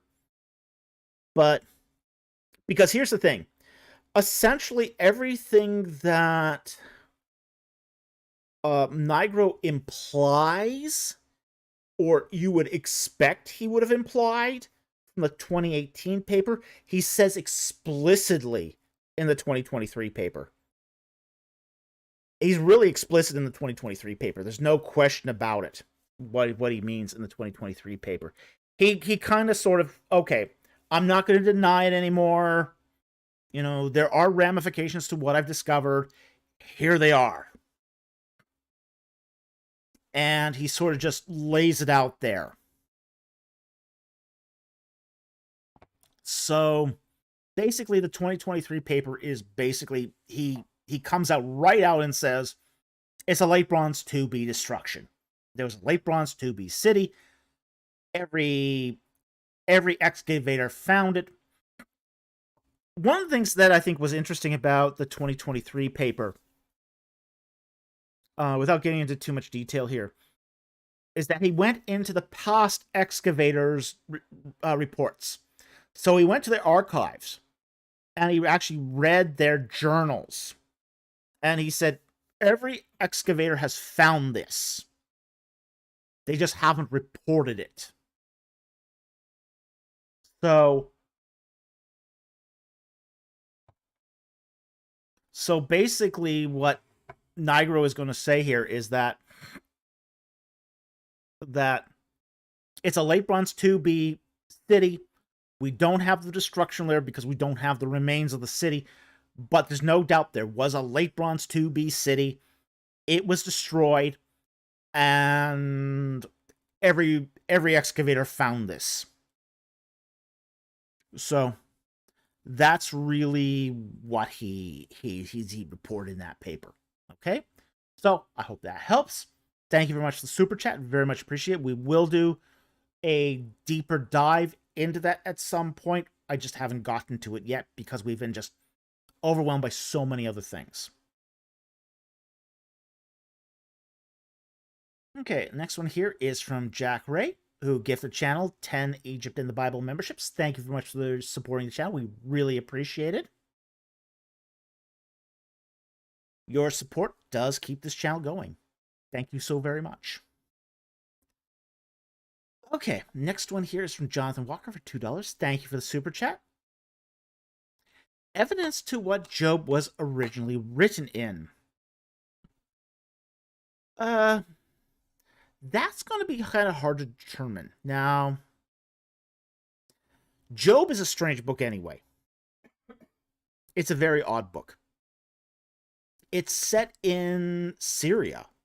It's not even, I mean, it's one of the few biblical books that is not talking about Israelites. Job isn't an Israelite. He's an Aramean. Okay, so, you know, he's living in Syria. So it's a very odd book to begin with. Now, was it originally written in Aramaic? It's possible. Was it a oral story from Aramaic that was basically written down in Hebrew? That's also possible. Okay, so very difficult Hebrew. Yeah, it is very difficult Hebrew.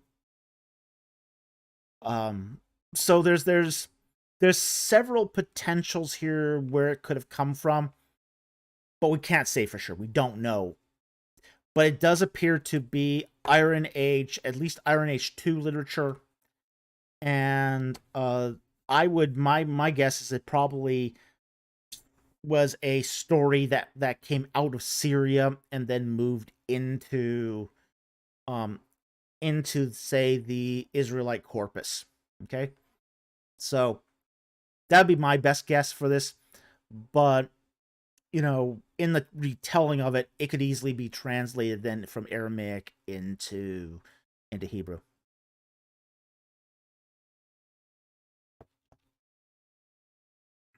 All right.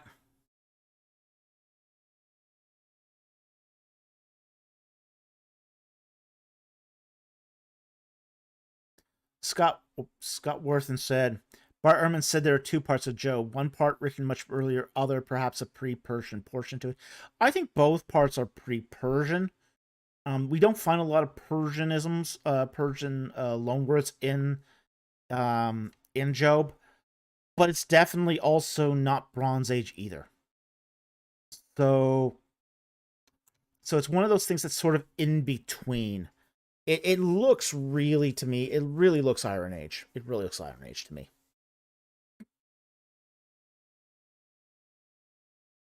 All right, I want to thank Jack Ray for another 20 Egypt in the Bible memberships. Thank you so very much for the support of the channel. So very much appreciated. Thank you so much. JCM for $5. Thank you very much for the super chat. What's the commentary on Revelations you would recommend? The one I would recommend the most is Grant Osborne's commentary on the Book of Revelation. I think that sort of has encapsulated the overall dynamic of the book. Now, it may not be the best commentary on sort of the fiddly bits, but I think it gets the overall sense of the book correct. I think it's better than Un's commentary. Now, Un has a 3-volume massive commentary on the Book of Revelation. Danny DeMint, clearly it's the Left Behind series. Oh, oh, oh, no, no, no.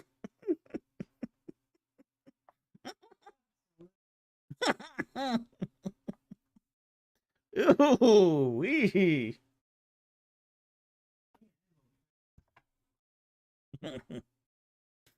Oh my gosh, the Left Behind series. That was awful. Awful.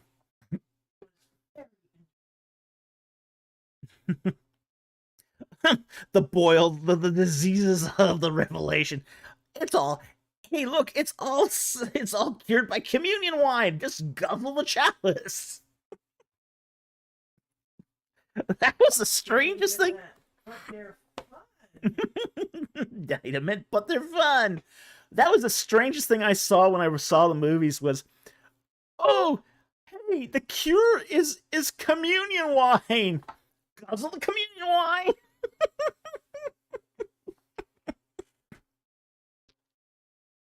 Oh, ouch. Yikes.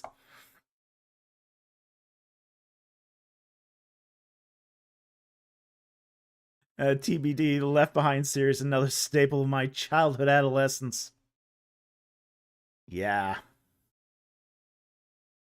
Ooh. But Jenkins got rich off of those series. He got really wealthy off of those series. He got so much money off of that Left Behind series that he was able to buy like something like 10,000 acres in like the Dakotas. Like it was crazy how much money he made off of those. Yeah.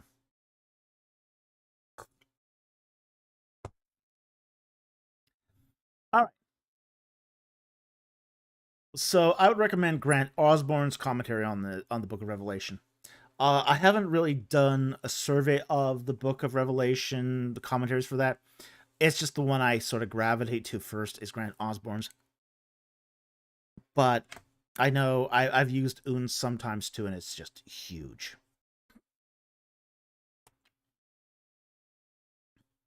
A Darkblade, that's like 16 square miles. Oh my god, that's absolutely. And he put it in a trust for his grandchildren, great-grandchildren, a perpetual trust. So, yeah, he bought land and a lot of it. Crazy how much land that guy bought from the Left Behind series.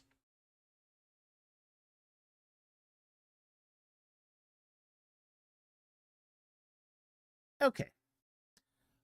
Jonathan Walker for $5. Thank you for the super chat. With the location of Eden using 4 rivers dating to 10,500 years ago, are most of the clan names in Genesis 5 to 11 the ones that were remembered?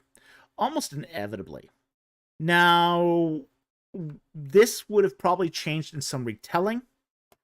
The question is, were these recorded down on paper or recorded in any way, or were they done by oral tradition? If they were recorded by oral tradition, they would have been the names remembered, but not always remembered accurately. There would have been some linguistic shift as people changed languages.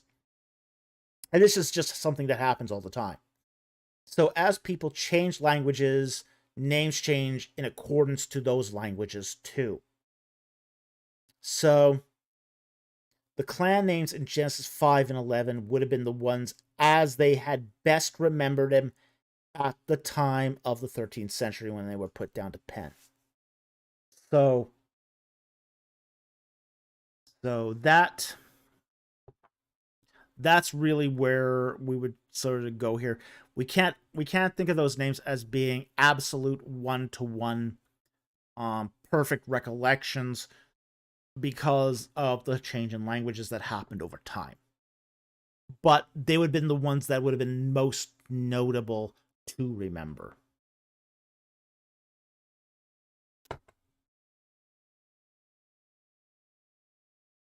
Darkblade says, well, Either way, they would have had to have been transmitted by oral tradition for at least a few thousand years. Yeah, exactly.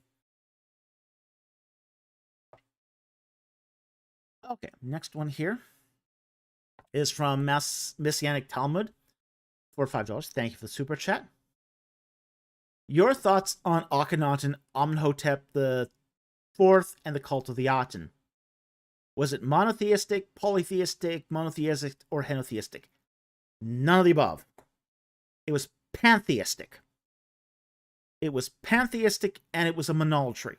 Okay, so what we have with Atonism is a monolatrous pantheism. Basically, everything is God. Okay? I'm God, I'm the Aten, you're the Aten, the bookshelf's the Aten, Mr. EC's expression of the Aten. Everything is a manifestation of the Aten, but you only worship the Aten. Okay? So that's really what the cult of the Aten was. It was a pantheism, but it was also a monolatry. Okay? So I hope that helps. Thank you for the super chat. Very much appreciated.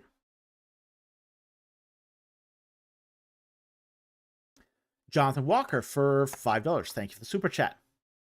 Any books that go into the evidence of fallen remains to outline the Israelite borders with their associated age, late Bronze Age, Iron Age, etc. There wasn't any books, but there has been some peer-reviewed papers on this. Now, I remember it being referred to in one of my classes way back when I was still doing doing work with Barry Beitzel, but I can't remember who did those papers off the top of my head. Papers have been done on this. I don't think it's not been published in a book, but these are peer-reviewed journal papers. But I can't remember what they are off the top of my head. Sorry, my memory's not that good.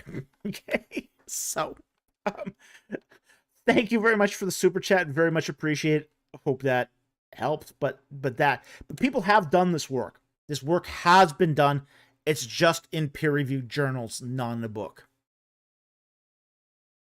But for the life of me, I can't remember who wrote the journal.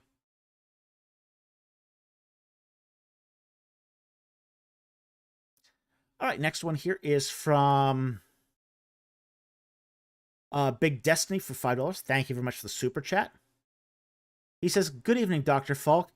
Do you buy into the argument that Potiphar would have been a eunuch as a captain of the guard? Genesis 39:1. Much love." Okay. Now, the text here doesn't say a eunuch. There's nothing in the biblical text that places him, Potiphar, as a eunuch. Now, here's the thing. Egyptians didn't make all their palace employees eunuchs. This is not like Mesopotamia. And unfortunately, a lot of, say, Mesopotamian thinking went into some of these translations. Okay? So let's bring up our Bible here, and we'll just take a look at this.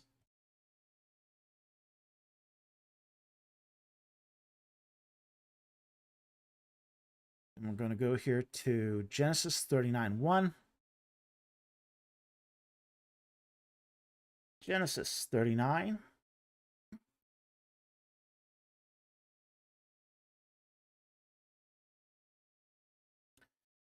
And the text says, "Now Joseph had been taken down to Egypt, and Potiphar, the Egyptian officer of Pharaoh," okay, he's an officer, he's a seres. Now, older texts will translate that as eunuch, but it doesn't mean a eunuch. It could be any officer. Okay? Officer of Pharaoh, the captain of the bodyguard, brought him from the Ishmaelites who had taken him down there. So, he's not a eunuch. He's not a eunuch. But he is an officer. He's a commander. Okay? So, most modern translations will not translate this as eunuch anymore. Now, there are times when eunuch may be the appropriate translation, but it's not in this case.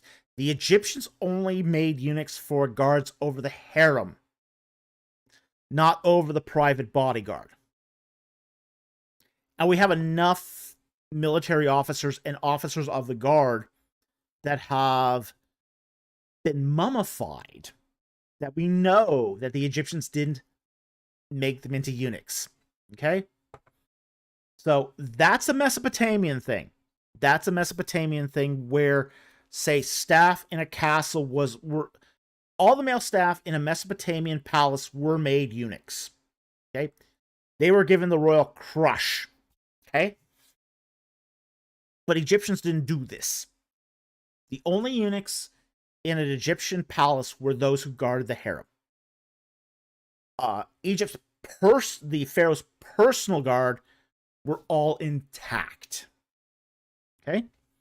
So, as I say, I don't buy that argument. I think it's some result of an old translation from a false comparison.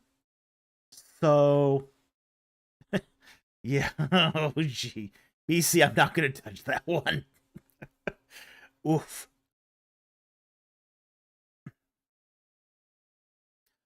Jonathan Walker has a follow-up question here. What was Potiphar the captain of the bodyguard of? Basically, the royal residence. Okay? So Potiphar would have been in charge of protecting the king. That's his charge. So he would have protected the king. He might have protected the crown prince, but that was his primary duty. As captain of the bodyguard of Pharaoh, he would have protected the person of the king. Everyone else was secondary. The harem had its own guard. So he's not even responsible for protecting the harem. So he was in charge of protecting the king under any circumstance.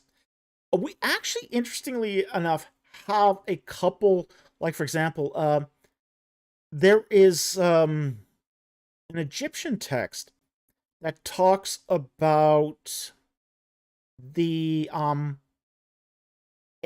bodyguard, Sinaway. Sinaway was a bodyguard. Okay, Sinaway was the bodyguard of, I believe, Senwosret II, who was assassinated, so he ran. He wasn't a very good bodyguard. No. Okay, so, he goes to Canaan and has a family there. Okay, you're not going to raise a family if you've been made a eunuch. So Sinaway is an example of a bodyguard like Potiphar. Exactly. And this would have been the same role. It would have been the exact same role that Sinaway had. So that's what he would have been in charge of, is to protect the king. First and foremost, he had one job: protect the king. Potiphar apparently did a better job than Sinaway, but we won't get into that. Okay, so I hope that helped. Thank you for the super chat, very much appreciated. Jack Ray, one job. Oops. Yeah. Yes, Sinaway was not very good at his job.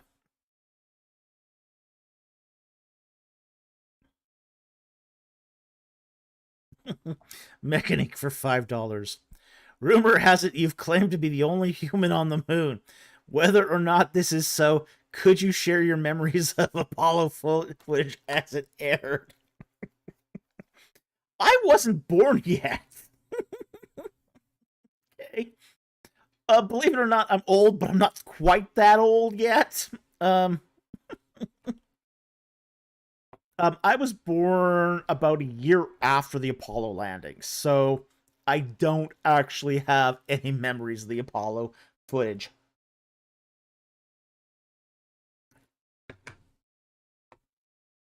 So, thank you for the super chat. Very much appreciated.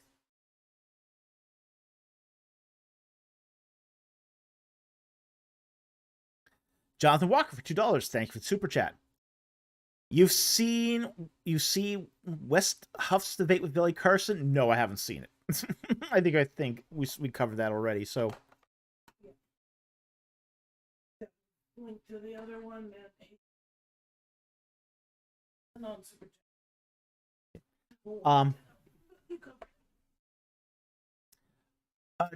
Tim Miara asks, I noticed your videos for Terah and Abraham synchronisms have different dates for Hammurabi than I currently seen on Groundhog. What's changed? There has been some slight updates to some of the synchronisms.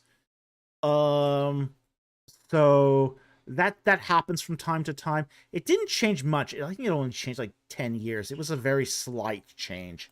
But I might have also used some of the standard dates too.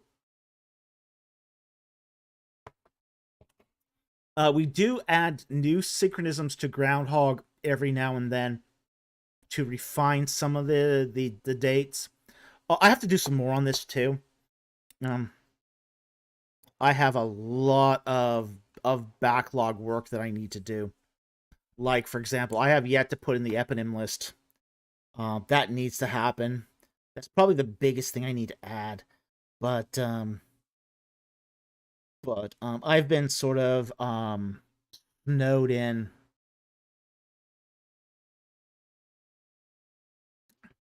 Jonathan Walker asks, "Isn't Groundhog still under works?" Yeah, it's still in development. It's usable at the moment. I mean, it's totally usable. It works. In fact, we are. I have to get a paper finished. Archaeometry has finally accepted the paper, but wants some minor revisions. So I've got to get that done too. So, yeah, there's a lot that needs to happen. Let's see. What did I date? What was the most recent one? Version 3 here of the standard chronology. Puts Hammurabi at, let's see if I can find it here. 1786 to 1743 BC, and that's a pretty mid-range date. Darkblade says most mainstream dates for Hammurabi I see on Britannica are 1792 to 1750. Yeah,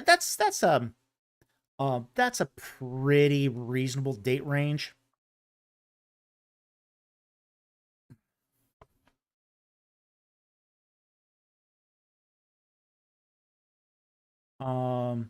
Jonathan Rocker says, "Yay, the paper has been accepted." Tim, yay, congrats. Well, I don't know what they've asked for the minor revisions yet. So, it might, I'm not celebrating too early yet. I want to make sure that their revisions, and they said minor revisions, but I don't know how minor. Sometimes minor revisions can be incredibly unreasonable. So we'll see. We'll see. The way they've jerked my chain around so far, I'm not celebrating yet.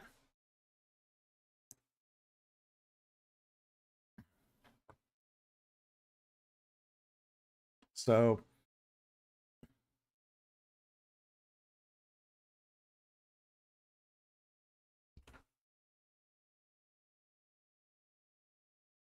Tim Yara says, in the date for Abraham, you said 1765 to 1722.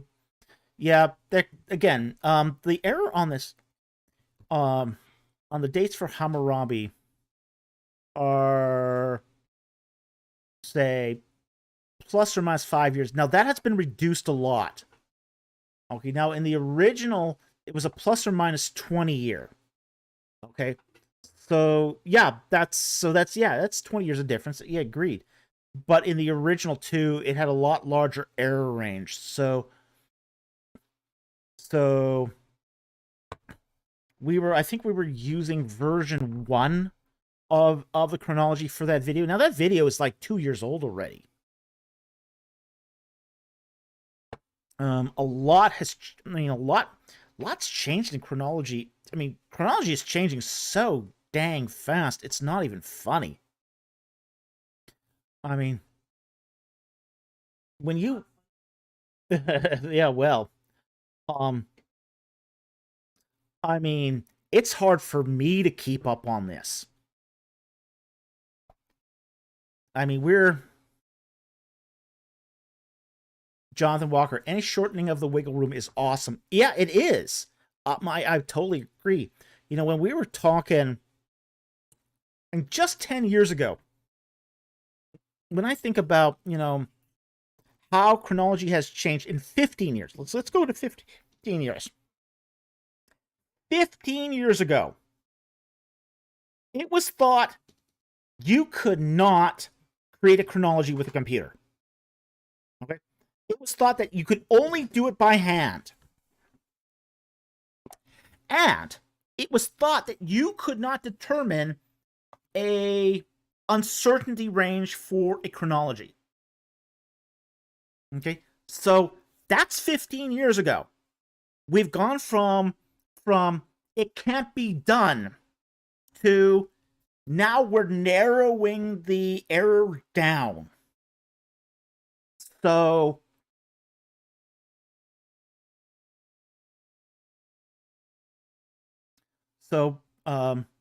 Timmy, okay, so you've basically updated the database. Yeah, we do. We do update it from time to time, and we add new synchronisms and new data as it's discovered. So yeah, this just happens. So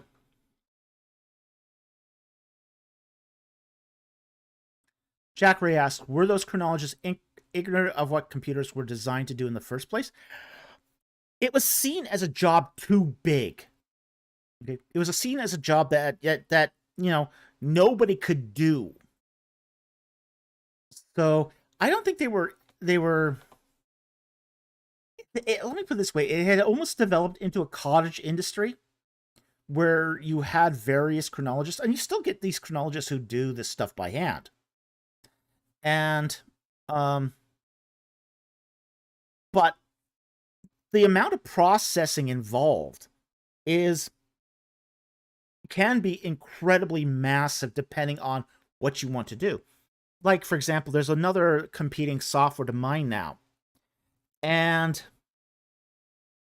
you know, one of the sort of the selling points of this software is that it's fast. Gives you instantaneous results. Mine takes time. You know, mine can take hours to complete a chronology run. But their software limits the scope of the data and doesn't tackle difficult kinds of data. You know, ours does. You know, we allow for certain kinds of data that's exceptionally difficult to compute. But, you know, that takes time. So you had a lot of chronologists say, well, you know, you can't do this because the uncertainty, you can't calculate that in. Well, that's nonsense. You can. But it takes processing power to do it. Jack Ray, scope limit equals inaccurate. Well, yeah. I mean, you can, if you limit the scope to where you have no uncertainty, you can calculate things really quickly. Funny that. But that's what our software does that the competition doesn't. We calculate difficult data types. Really difficult data types. So that's how we've sort of been able to do this. But it was seen that by a lot of chronologists that this was not something that a computer could do. So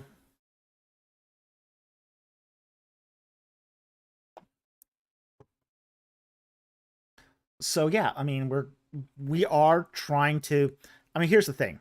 I can't do everything. I'd love to be able to do everything. So unfortunately, our updates to this are a lot slower than we would like.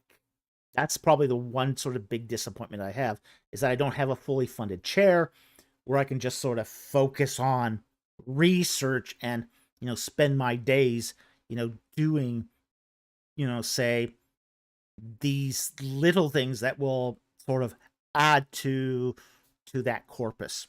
Okay.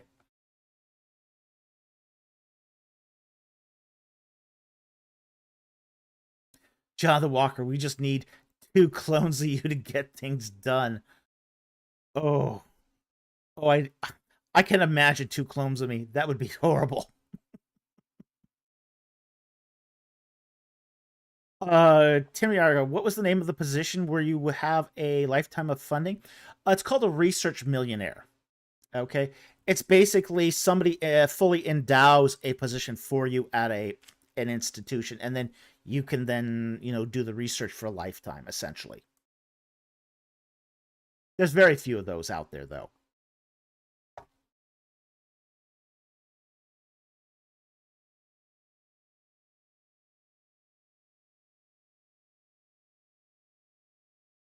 Jack Ray says the largest thing about proper computer programming is thinking about the design. Absolutely. Yeah, absolutely. And thinking about the design of doing a piece of software that calculates chronology was the design aspect.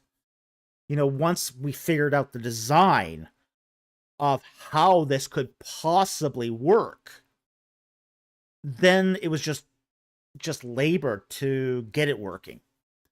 But I remember when it was like 2015 when we just moved into this apartment, and I had pieces of paper all over the floor. I remember that. my producer remembers that. And just to sort of see the data in a large way, to once I understood the data, then I could make the computing model. So, yeah, absolutely. The design was the biggest challenge of this.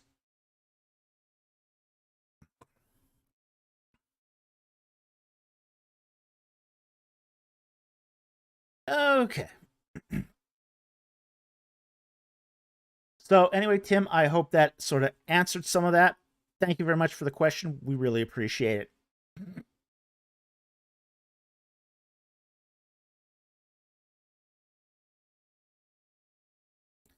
Okay, the next one here is from AT Ministries for $1.99. Thank you for the super chat. Did Midian have bad pasture lands? Yeah, it didn't have great pasture lands. Like Midian, you're talking Saudi Arabia. Now, in the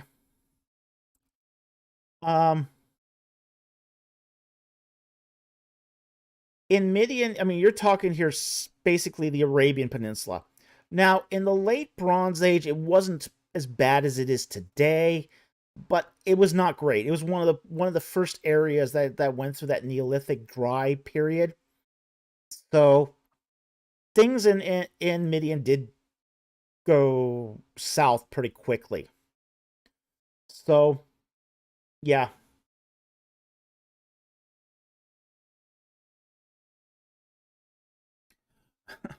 Darkblade says, if Dr. Falk became a research millionaire, that would put him in the highest federal 33% and provincial 20.5% tax bracket. Somebody has been looking into their Canadian taxes, that's for sure. Ooh. Well, here's the thing, too. The research millionaire, how that works is it's a donation, it's an endowment made to a university. So the university does not pay that tax because they're a nonprofit organization. But the salary that I would get from that would be taxed.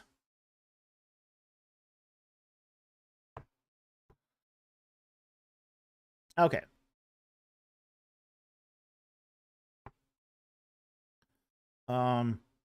Yeah, so Midian had probably not very good pasture lands, so that's why Moses had to go into Sinai where there was still sort of seasonal rains to pasture his flocks.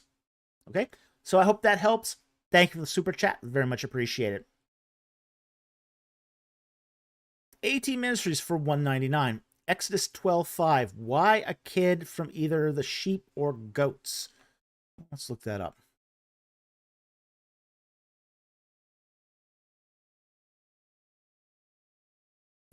Exodus 12:5. All right, now we're talking here about the Passover. And it says, your lamb, verse 5, shall be an unblemished male, a year old. You can take it from sheep or from the goats. Okay.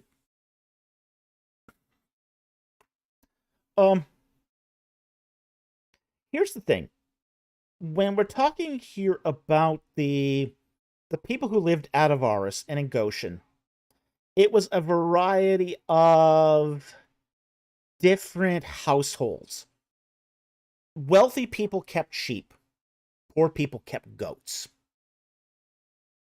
So, and even though they're all enslaved and they're essentially state-owned slaves, there was larger families, basically wealthier, and there was differences in wealth between slaves. Okay, so we got to be careful about that too. We're not talking here about a pure system of chattel slavery here. These are de facto slaves. Okay, so because they are de facto slaves, they could earn a little extra income on the side. Wealthier families had sheep. Poor and small families had goats. So to make it so that everyone could do the Passover, the option had to be open for both sheep and goats. Because if you didn't open it up to goats too, you'd have a lot of poor people dying in the Passover. Okay? Okay. So anyway, I hope that helped. Thank you for the super chat. Very much appreciated.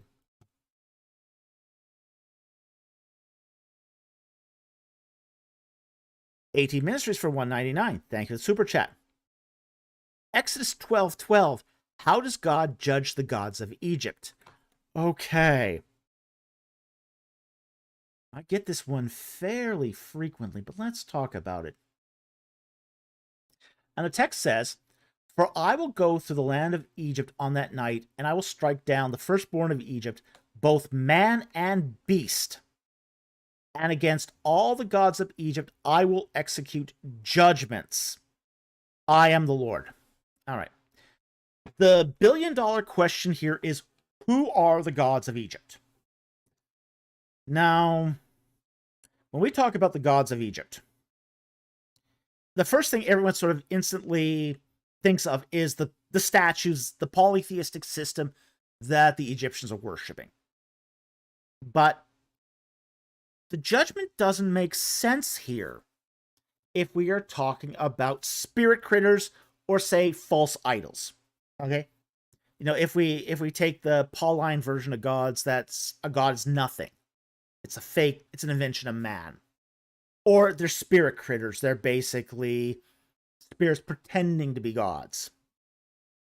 Well, how does killing the firstborn of human beings and of dogs and of cattle, etc., how does that judge the gods of Egypt then, if they're spirit critters or if they are fake?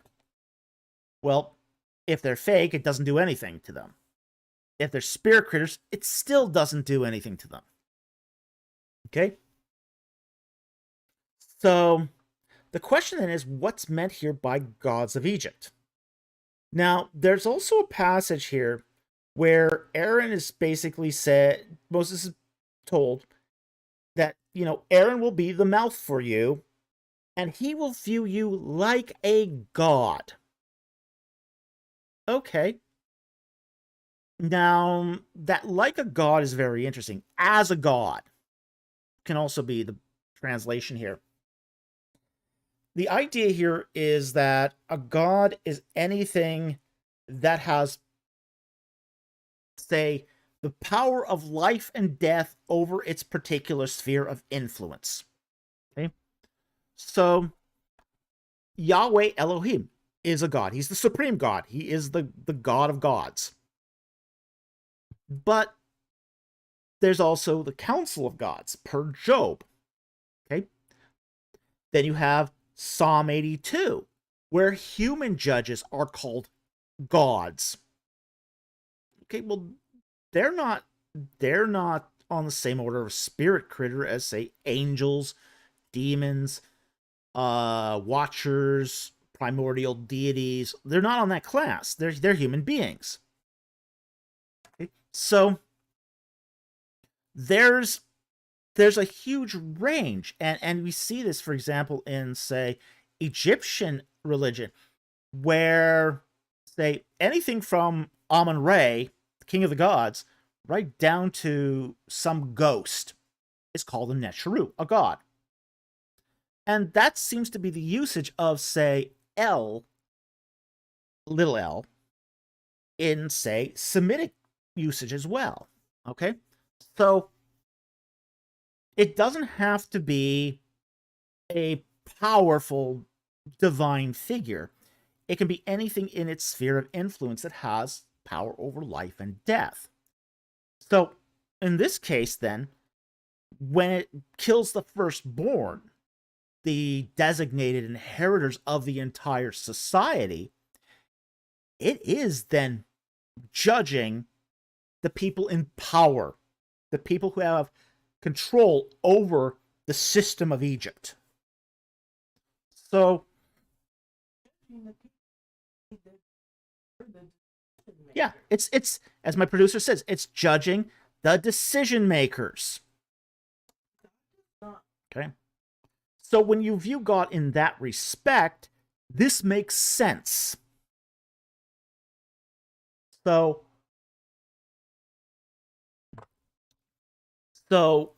if you view this as basically God is judging the decision makers of Egypt,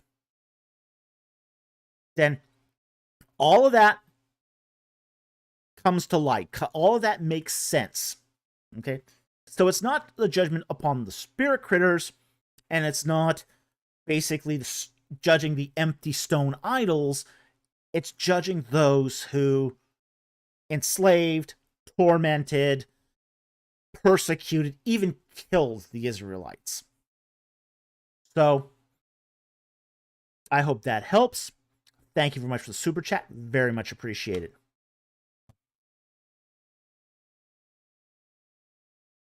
AD Ministries asks a member question. Genesis 42, 43, 42.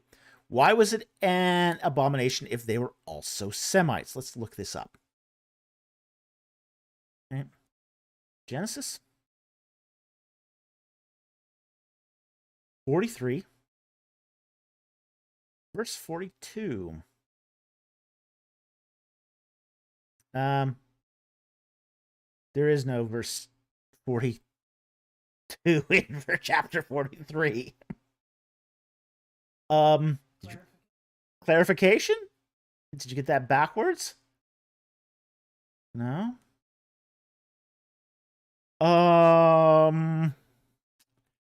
Yeah, I think you got the passage wrong here, just from what I can tell.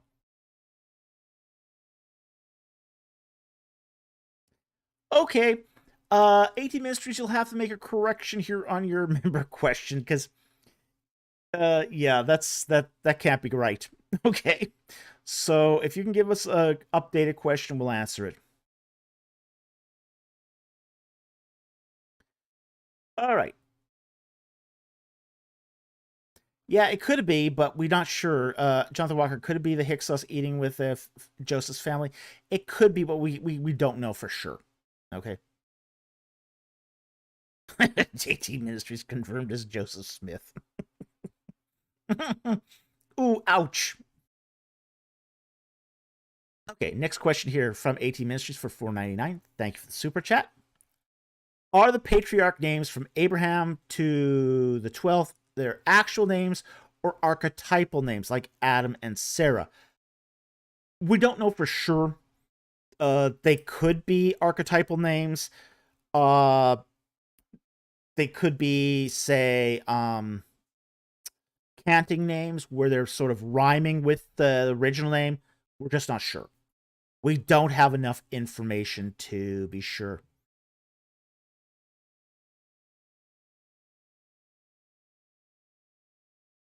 Yeah, Tim Yara says maybe 4634. Yeah, well, it could be. We don't know, though.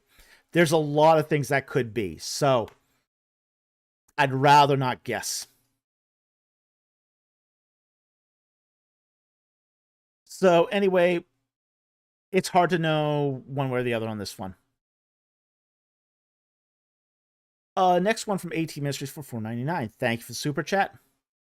What's the best way, I think you mean way, to explain inspiration people who understand it more like a channel document? Okay. Tim Yara says there are very few abominations in Genesis.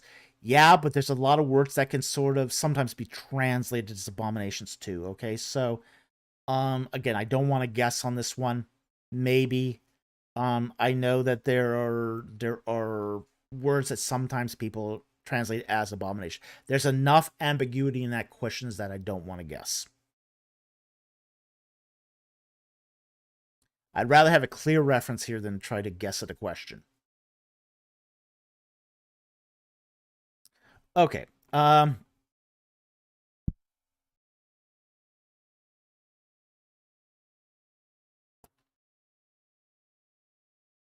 Well, it could be 4332.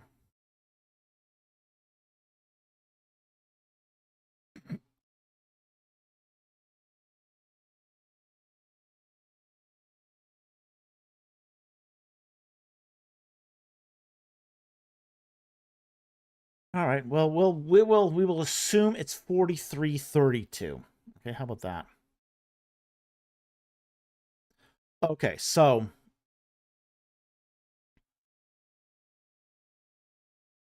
we'll take this, but we'll assume it's 4332 because Tim really wants this one answered for some reason. Okay. So Tim, we're going to answer this question because you insisted. All right, so assuming Genesis 43:32, why was it an abomination if they were Semites? Okay. And the text says, so they served him by himself and them by themselves, and the Egyptians who ate by him by themselves, because the Egyptians could not eat bread with the Hebrews, for that is, this is the word loathsome to the Egyptian. And the word here is toevo, which means abomination. Okay? So, now, what they're talking about here is Egyptians, not Hyksos. Hyksos weren't Egyptians. They're Semites. Okay? But the problem here is that the Hyksos court wasn't exclusively Semite. It had a large number of Egyptians working there. Okay? There was a large number of Egyptians that were involved with the Hyksos dynasty. In fact, a good majority of the Hyksos administrators and underlings were Egyptian. Okay, so this is not a division between the Hyksos, who were Semites, and the Israelites, who were Semites. It was a division here between the Egyptians, okay, and the other, particularly the Israelites here. And it was actually not so much because they were Hebrews, even though it sort of eludes that. It's more because they were shepherds. Okay? And that's the reason here. Egyptians are very xenophobic. And particularly they despised shepherds. And the text even alludes to that earlier here. And I don't remember where.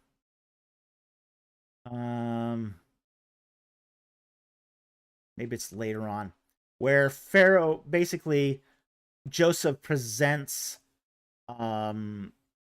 Jacob, and he basically says to Jacob, yeah, don't tell him you're a shepherd, tell him you're a cattleman, because the Egyptians hate shepherds. Okay? And that's what's going on here.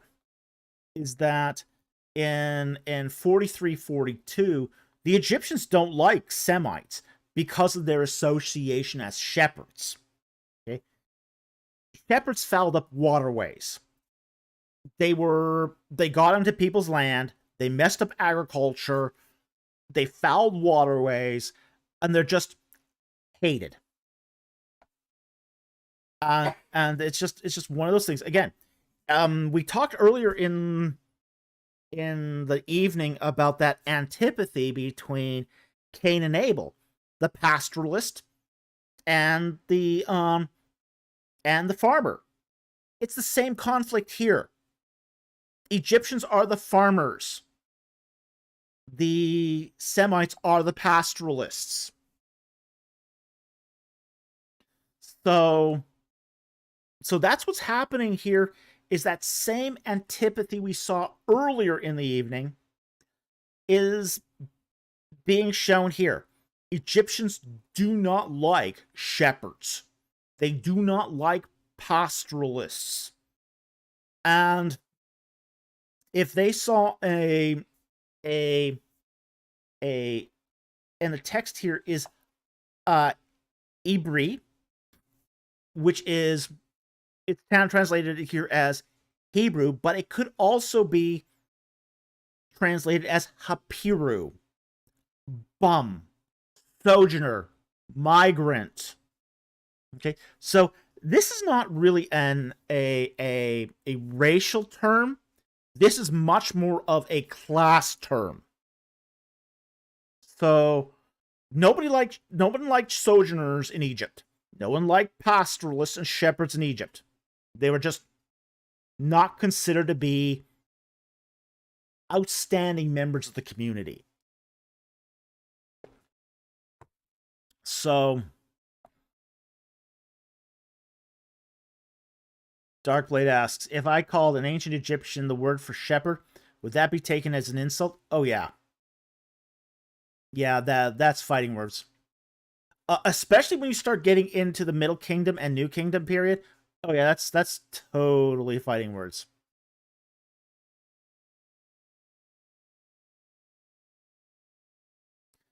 Scott Warthen adds here, Egyptians are weirded out by wool sheep. They're specifically weirded out by wool sheep, not a more general disdain for pastoralism. This is backed up by Betox archaeology. Yeah, they just don't really... They just were not... They weren't fond of shepherds. Neither people who herded goats or sheep. It was just... And you find goats everywhere, and they get... And in Egypt today, you go to Egypt, and there's goats everywhere. They're just not seen as a good thing. They get into play crops, they destroy things, they're just... Ugh. Okay, so then, we covered that question then. Hope that did it, because we have no other reference to go on. All right, the next question here was the one we didn't finish here, which was, what is the best way to explain inspiration to people who to understand it more like a channel document? Well, once people get that preconceived notion that it's a channel document, it's really hard to dissuade them of it. But the best way to explain it is that, God is in control of these aspects of our lives, such as who our parents were, what education we had, what opportunities we had, what failures we had, what successes we had, where did we work, what did we read, what entertainment did we consume, what experiences did we avoid. These are all sort of funnel into who makes us as a person. And that's what the doctrine of inspiration is. It's that funneling of experience and where we came from that moves us to produce the kind of output that God wants us to do. Okay? It's a very, very simple concept when you think about it. But, you know, for those who want extra magic in the scriptures, you know, you're not going to dissuade them of that. But that's the way you explain it. Is it works in the prophet's life kind of like it works in ours. You know, God directs our lives too. But for some people, that just doesn't seem special enough. You know, and then that becomes a part of how do I say this? Magical thinking. It's not biblical thinking, it's magical thinking.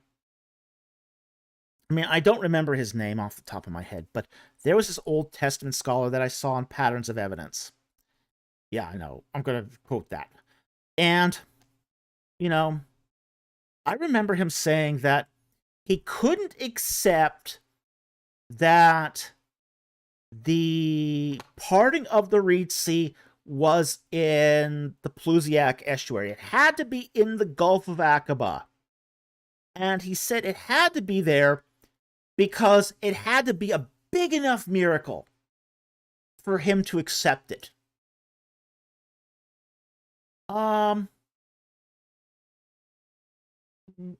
Wait a minute.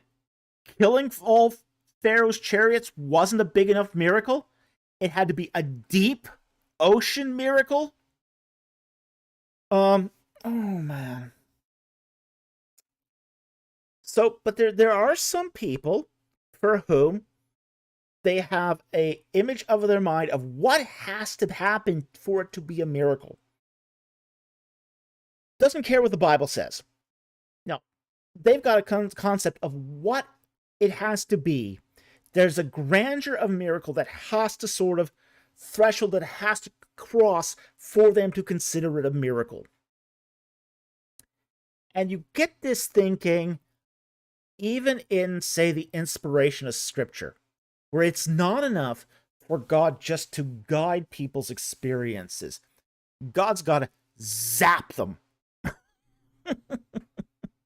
God's got to zap them, you know, put them in a trance, paralyze them, you know, pick up the pen, you know, God's moving the hand, and now he writes.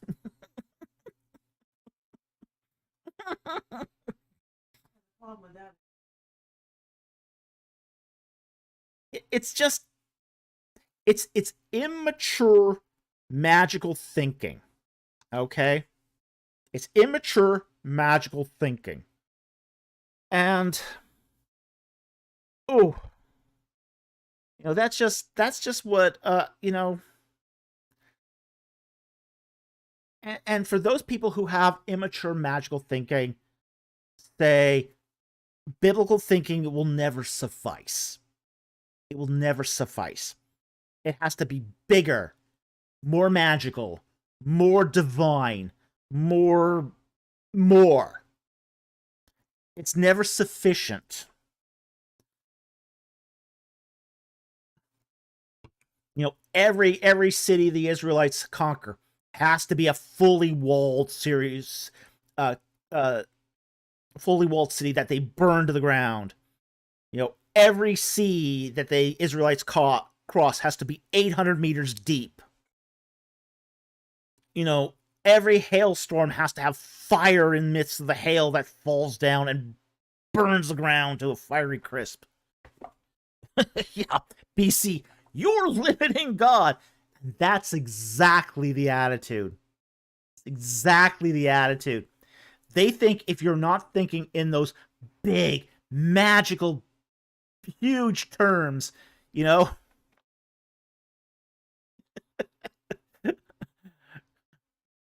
BC says, why do you hate Jesus? Bigger miracles, more.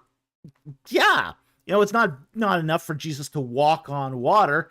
He also, the water has to boil under his feet as he moves. Yeah, don't get Jaws. Oh, yeah. And Jaws is right behind him.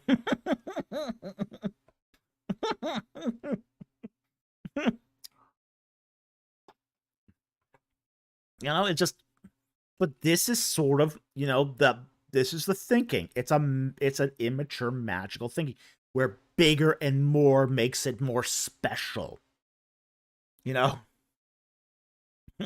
Just, it's just crazy. But there are people who really think this way. And there's even people in biblical scholarship who think this way. That's the scary bit. So, yeah, Scott Warthen said, wind part of the Reed Sea. Yeah, it did. And that's what the scriptures say. That's what the scriptures say. A wind from the east parted the waters. And he goes on, it's magical thinking to assume Deville walls of water. Why would God suspend his own laws of nature? Precisely. If God says the wind's part of the water, well, why do you need secondary miracles? I've always said this. If you need second and tertiary miracles to support your first miracle, you might not be thinking about the miracle correctly. And unfortunately, we see this, especially with, say, the parting of the Reed Sea that we sometimes hear people talk about at the Gulf of Aqaba. That thing's 800 meters deep. It's 2,400 feet deep. It would take a wind 3,000 miles an hour to part. The miracle is not that the water's parted, that the miracle is that everyone didn't get blown away. And that the waters didn't clap together and create a tidal wave that destroyed all life around the Gulf. BC, not deep enough.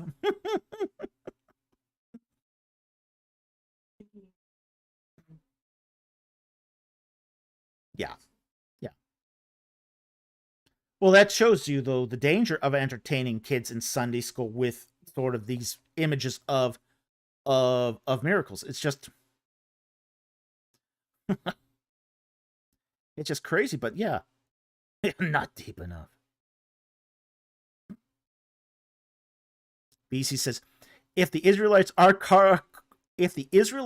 crossing at the Marianas Trench, is God even God?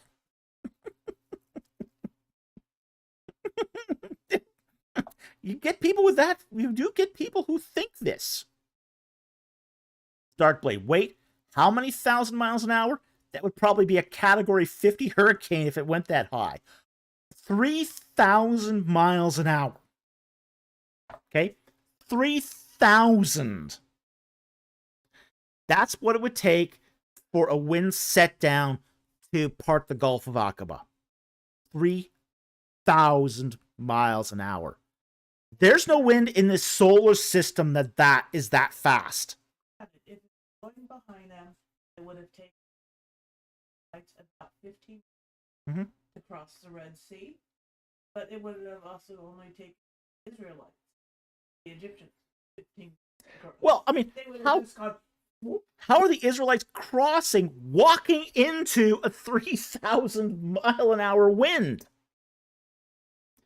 Neptune. I think the fastest wind in the solar system's on Neptune. And it's like 800 miles an hour. It's like crazy.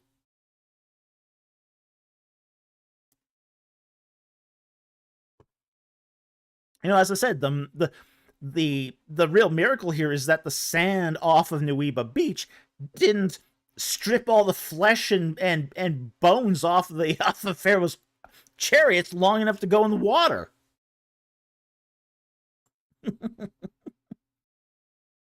Darkblade, even the lineation for Category 5 hurricanes is only 157 miles an hour. Yeah, exactly. Yeah, there's no wind in this solar system that could cause the Gulf of Aqaba to part. Keeps Learning says AI said 1,200 miles an hour on Neptune. Yeah, yeah. But Neptune has the fastest winds in this solar system.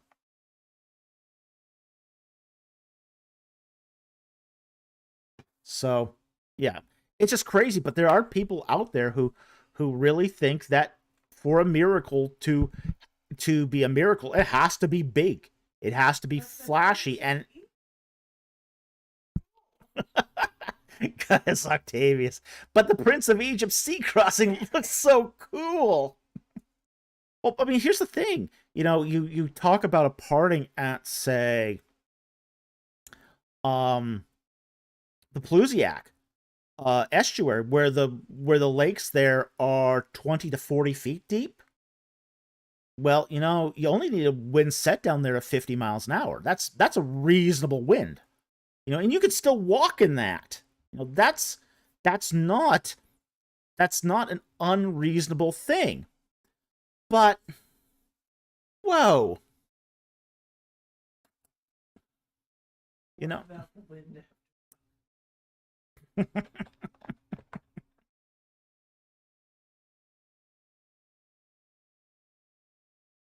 Tim Yara says, as a fluid mechanist, I am now thinking of how to quantify how fast the wind needs to be to make an 800-meter dent in the sea. Yeah, it's a staggering amount of force. It's a staggering amount of wind and a staggering amount of force. So it's just you can hardly imagine what it would take. And not to mention, once you move that water side, it's a mountain range down there. Okay, the bottom of the Gulf of Aqaba isn't a straight path. It's a mountain range. You have little old ladies and their sheep going 2,400 feet down, doing a mountain climb across the bottom, and then having to do a 2,400-foot climb up in an evening. Over a night. Yeah, I'm not buying it.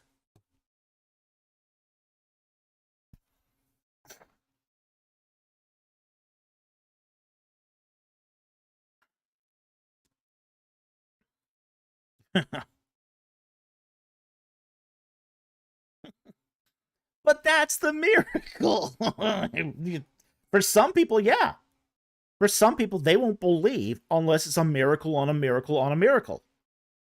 Okay, the first miracle is you got a wind that could divide it. Second miracle is you didn't destroy the people in that wind. Third miracle is you held off on the other side long enough for people to get in to drown. So it's just like...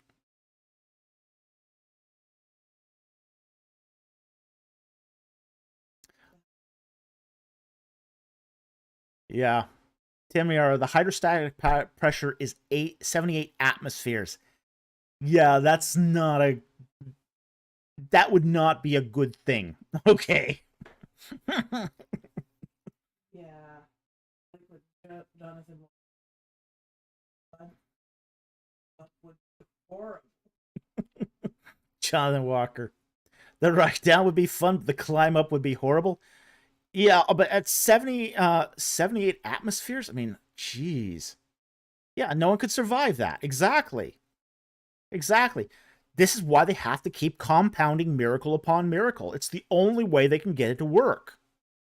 So, yeah, if you're in that sort of situation where you're constantly compounding miracle upon miracle, there's probably something wrong with your biblical interpretation.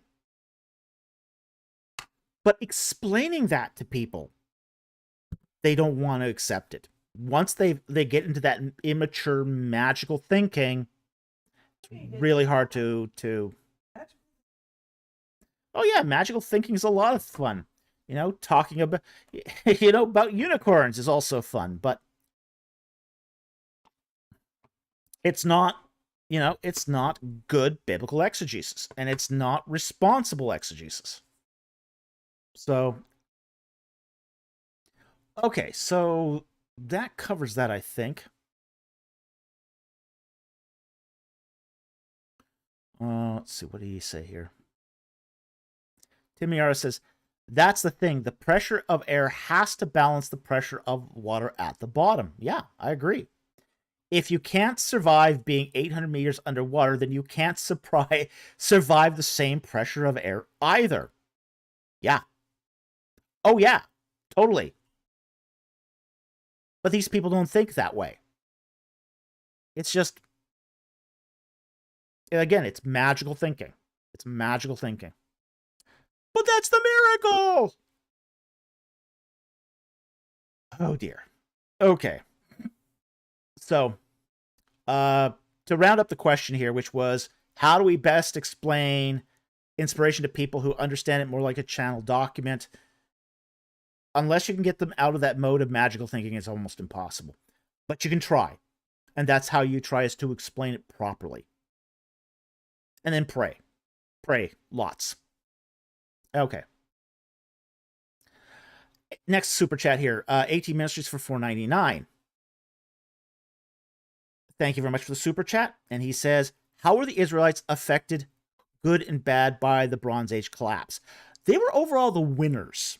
Okay, they were winners of the Bronze Age collapse. The Bronze Age collapse allowed them to occupy the Levant without interference from the imperial neighbors. Okay, so Mitanni was really not an issue at that point.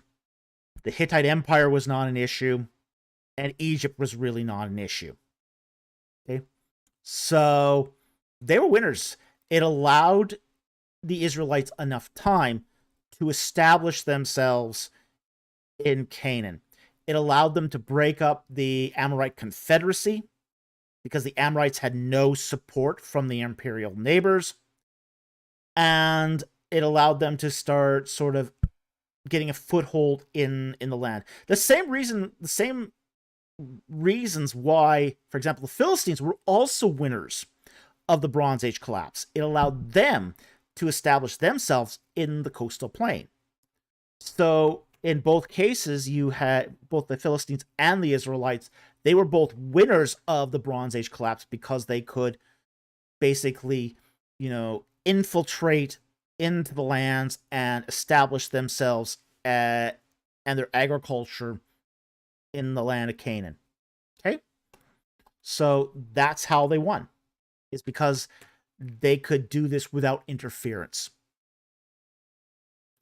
Okay, so I hope that helps. Thank you for the super chat. Very much appreciated.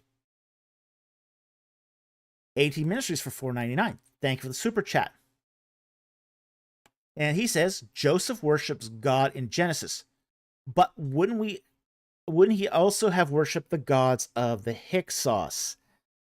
We are not sure about this, in all honesty. We do know that Joseph worshipped God. Okay? Was that El Shaddai? Possibly. El Elyon? Possibly. We don't know what form of how Joseph addressed God. Did he worship the gods of the Hyksos? It's possible, or at least he did service to them. Again, possible. We don't know for sure. If we got some more pieces of data, maybe we might be able to figure this out. But we don't know exactly how, say, Israelite worship would have taken place among, say, the Hyksos. So,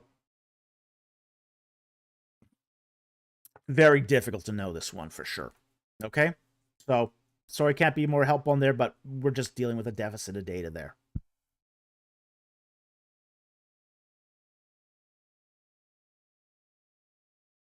Okay, 18 Ministries for $4.99. Thank you for the super chat. He says, Israelites can't have anything with yeast during Passover, Exodus 13:7. But what about wine? Ooh, okay. Wine is considered to be an exception to the Passover, but we don't know is, say, the early wine, okay? But we do know that later on, they started basically kosherizing wine. Now, how did they do this? What they would do with kosher wine is they would ferment it and then heat it up to about 70 degrees, put it in big pots, and then heat it up until it killed the yeast. And if you buy kosher wine today, that's essentially what it is. It's essentially wine where the yeast has been killed off. So that's why they allow, this is why they allow, say, wine to be used in Passover today. Now, back in the time of the Israelites, the early Israelites, they didn't understand that wine was fermented with yeast. Okay? We have to kind of understand that the way wine worked in the ancient world is they didn't add yeast to wine. Grape juice just became wine because the yeast was naturally on the wine skins. Okay? So they didn't understand that wineskins had yeast on the surface, and they didn't understand that it's the same critter. Now we're talking about bacteria critters, or fungus critters, that were used to raise bread. Okay, so they didn't know this. Okay, but as I said, later on, what they're going to do is they will discover this eventually. Okay, so they're going to eventually discover that wine has to be koshered. So for Passover purposes. And essentially what they did was they eventually boiled it, or at least raised the temperature on it to a point where it killed the yeast. At that point, it could be bottled without further fermentation, and at that point, it was considered acceptable for Passover. This is also why when you buy, say, kosher wine, a lot of times it's a little sweeter than, say, normal wine, because it's not allowed to undergo that additional fermentation. But early on in the Exodus, say, during the time of the original Passover, in, say, Exodus 13, it almost certainly wasn't koshered wine. It almost certainly was normal, regular wine. So, Tatuza, dude, kosher wine tastes terrible. Actually, I've had some kosher wine that's really good. It depends on the wine. Okay, Manischewitz, okay, probably not the best example of a kosher wine, but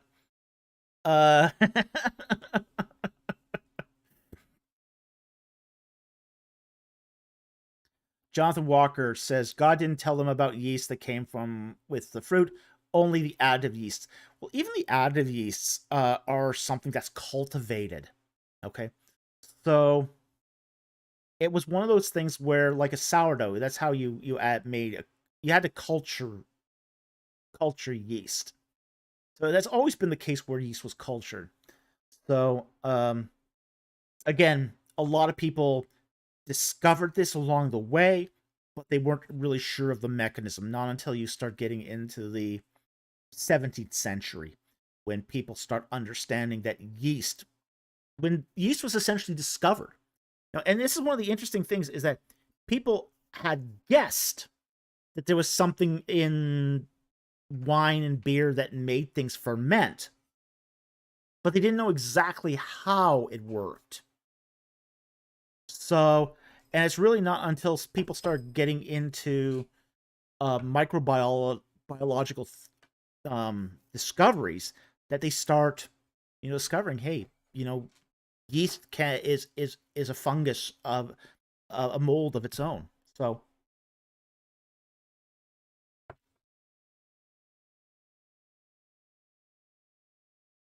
Tim Yara said, did they think of leaven as sourness or as a raising agent? That's a good question. It's hard to know exactly how they viewed this. Tim Yara, would they consider baking soda leaven? Again, it's hard to know what the ancients would have think about it. Today, it's considered leaven. Okay, and I don't agree with that. Because when you look at, say, the cleansing ritual of the Passover cleansing ritual, like a week before the Passover, you're supposed to clean out all the leaven from your house. So all the bread's got to go. Anything with mold has got to go. You have to clean the mold off of all your walls. Okay, so they did know that leaven was a fungus back then. Okay? So they did understand this. And they probably figured it out because when bread went moldy, sometimes that mold would spread to the walls, the plaster on the walls. Okay? So, while baking soda today is considered by, say, Jewish communities to be leaven, it probably wasn't back in, say, wouldn't have been back then. Because there does seem to be this one-to-one association between the raising of bread and fuzzy mold. Because that's what happens when you leave a piece of bread unrefrigerated. It starts getting fuzzy. Gets green. Yuck. But yeah, that's what happens eventually to bread. It goes moldy. But flour, without leavening, doesn't. Flour doesn't go moldy, but bread does. So they were able to figure this out just by observation. So when they talk about removing all the leaven from their home, they're not just talking about, say, getting rid of all the stale bread. They're talking about, yeah, they're talking about a real spring cleaning job over the entire house. All the mold off the walls. So they kind of understood that there was that relationship between yeast and fuzzy mold. So, not pretty, but there it is. Okay, next one here is from Aton Ministries.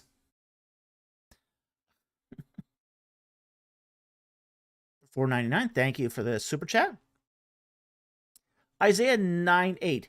Could you explain again how everlasting Father better translates to Father of eternity? I'm new to Hebrew. Okay, let's pull that up and we'll explain it. Okay, Isaiah 9:8. Isaiah 9, verse 8. Okay. Sorry. It'd be 9:6. Okay, it might be 9:8 in the Hebrew, but in the English version, the NSB is 6. For unto us was born to us a son will be given to us, for a child will be born to us, a son will be given to us, and the government will rest on his shoulders. His name will be called Wonderful Counselor, Mighty God, Eternal Father, Prince of Peace. Okay. So let's look at the Hebrew here. Here.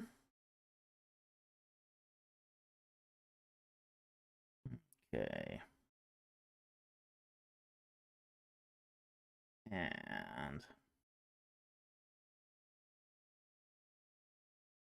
right here, okay, it's verse 5. And I'll mark this here. Avi od, okay, is the word, okay? And it's in a construct position here, okay? So Avi means father of, and then od is eternity. So the very sort of the liberal translation would be father of eternity. Okay, so that's what's going on here. So you've got a construct, then you have the following verb, or following noun, sorry. So you have the first noun in construct position, and it's just sort of mashed together here to create one word. But oftentimes you'll see this there's no reason why you couldn't put a space between the yod and the ayin here. So that's how you would read this in the Hebrew. Hope that helps. Thank you for the super chat. Very much appreciate it.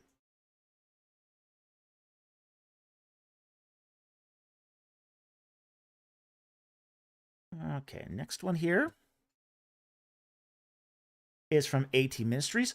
Where's Pihahi Road for 199? Thank you for the super chat. We don't know. All right. Pihahi Road is referred to in Egyptian documents. Papyri, I think it was one of the Anastasia papyri that mentions Pihahi Road.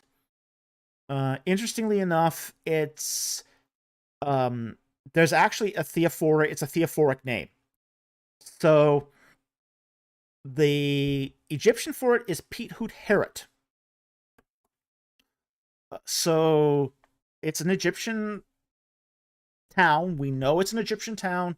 It occurs in Egyptian documents. It's probably in the south of the Paluziak estuary. There was a cluster of towns that were south of the Paluziak estuary, sort of, how do I say this? You would leave, say, the Wadi Tumalat, you go north, and if you go north, you sort of hit a sort of a cluster of these hinter towns that's in the southern area of the Paluziak estuary. So yeah, not far from the Sea of Reeds, exactly. Yeah, very close to the Sea of Reeds. In fact, the Egyptians, when they start, mapping this out, they're going to place Pihahi Road very close to Balsafon. And that's right in the documents. It's going to be very close to the Patufi or the Yam Suf. So all of those are going to be very, very close to each other. That Balsafon, and that also appears in Egyptian documents as well. So we don't know exactly where Pihahi Road is, but it's probably in that southern area, it's just south of the Paluziak estuary. AT Ministries for 199. How do I hide from the Wyatt fanboys? If we could figure that out, I could tell you if I could figure that out myself. Okay, you brought that on yourself, man. You baited them. They're your problem now.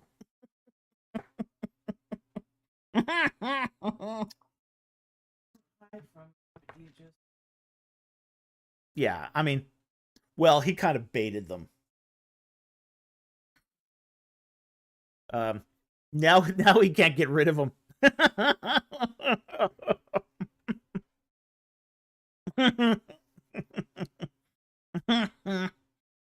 Oh boy. Oh yeah, they can be very obnoxious. So just I don't know how to handle this sort of thing. They're fanatics. They're fanatics, and you're going to be dealing with a certain level of fanaticism here. So I'm not sure what you do about this. Okay, AT Ministries for 199. Thank you for the super chat. When does precaution become legalism? It's an interesting question, yeah. It becomes legalism when you have to do it. When you make it a rule. Okay? It's probably a good precaution to don't play with fire. Okay? Good precaution. Is it something you should always do? Well, okay. Yeah, not if you're camping and want dinner. Eventually, you're going to have to make a fire to make dinner. Okay? So, it becomes legalism when you start making rules that you have to live by. Okay? Not just precautions, but when it becomes mandatory. then it's legalism. Okay? So that's what I would say here is that's sort of the dividing line.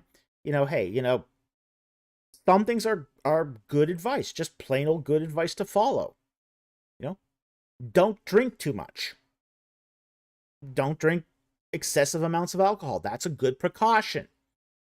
Never drinking alcohol, that could be legalism. Okay? Now, if you... Yeah. Not drinking alcohol is a good way to prevent alcoholism. But when you start making it a rule for everyone else, okay, then you're taking people's liberty away from them. Okay? So, yeah, there's some issues with legalism. I knew a guy who when he parked on the street, wouldn't come out the driver's side because he would be walking into traffic of his vehicle.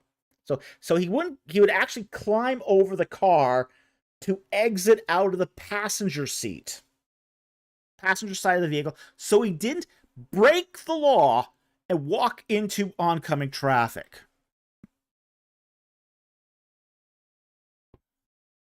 Yeah. Yeah, the fact that people ignored it just... It was one that should have been off. Yeah, just... So, but, legalism becomes more of a holiness game when we really think about it. It's a way of showing your righteousness. It's really what it is for the most part. Most people aren't just doing it to follow the law because they're paranoid to break the law. Most legalism isn't that. Most legalism stems from pride. And I think that's an important distinction here. Eventually you come to the point where you can't keep the law. The law is too difficult to keep in every respect. So, there are a few people out there that are, say, OCD about this, that, they can't... It really bothers them to break the most minor infraction. Yeah. And that's more of a how to say it, a way of having to acclimatize people to grace. Okay? But most of the people that I've encountered that are real legalists, they're doing it because of pride. The I'm holier than you because I keep the law. I don't get anything. Yeah. I am in no way better than any other human being on earth. Yeah. It's very... It's a way of trying to earn salvation. It's a way of... In a world of that really... It's a way of being... Darkblade says, it feels like legalism goes against the entire point of Jesus. Well, it does.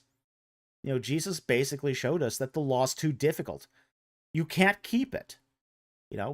Jesus is the only person who could keep the law and keep it perfectly. The rest of us, well, Tim Miara, quote, I'm 1,000,000 times as humble as thou art. And quote, Weird Al Yankovic, Amish Paradise. Yeah, that's generally what legalists are like. Okay, that's legalism in a nutshell. And you can tell this because they're not... Yeah. They don't just do it in their own home and nobody knows. Yeah. Yeah. Most, as my producer just pointed out, most legalists aren't private legalists. They're not people who are doing it in the privacy of their homes. They're basically making a big noise of it. Okay, they think everybody else should be doing it too. So, Yeah, it's most of it's pride, and that's the source of most legalism is pride. So,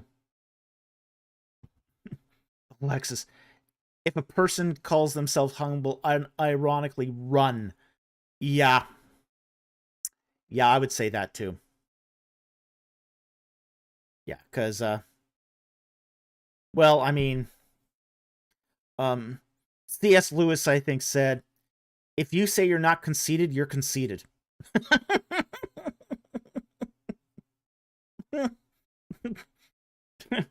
So, that's, this is where the source of that comes from. That's where legalism comes from. It's a kind of pride. It's the, I can do what you can't. I can keep the law better than you. See how humble I'm doing in keeping the law, and I can work my way to heaven better than you. Yeah, it's like, okay. Yeah, you missed the point of salvation by grace through faith, but okay.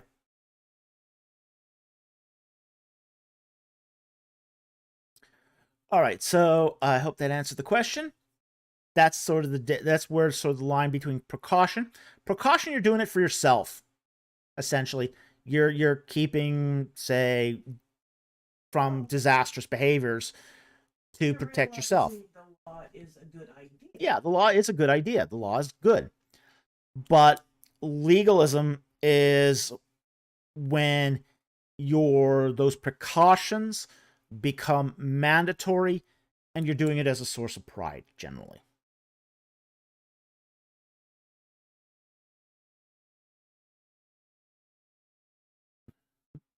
Tyler Lott says, the use of the law? What then is the use of the law? It's a schoolmaster. Okay, that's what the source of the law is. It's like Galatians says, the law is a schoolmaster. It's supposed to show you your unrighteousness. It's supposed to show you your unrighteousness and the depravity of your sin. But also, it's supposed to show you what's a good way to live. Well, yeah, but I mean, it's that kind of stuff too. Mm-hmm. Don't spend your time getting. Don't lie. Don't steal. Don't commit adultery. Yeah, all those things are good. Don't envy what your neighbor. Mm-hmm. Yeah. All those things are good ways of living, so you'll be happier and healthier. There is a path of righteousness. That's the point. But it does boil down to love God and love your neighbor as yourself. Okay, so but that's we're all okay with the first half of that. Yeah, so but that's the use of the law. It's a schoolmaster. It's meant to show you righteousness. It's meant to show you the depravity of your sin. But it won't save you either. Okay? No one is saved by their righteousness. No one is saved by keeping the law. Nobody is saved by being a legalist. So I hope that helps too. If you're flagrantly doing things that are against Old Testament, question you might want. Well, yeah, if there is that, if you are, if you're basically fighting against God and in favor of sin, then you might want to reevaluate where your relationship is with Jesus. I mean, that's definitely true. Yeah. Yeah, but because they haven't accepted. But it's a school teacher to show you are enslaving yourself.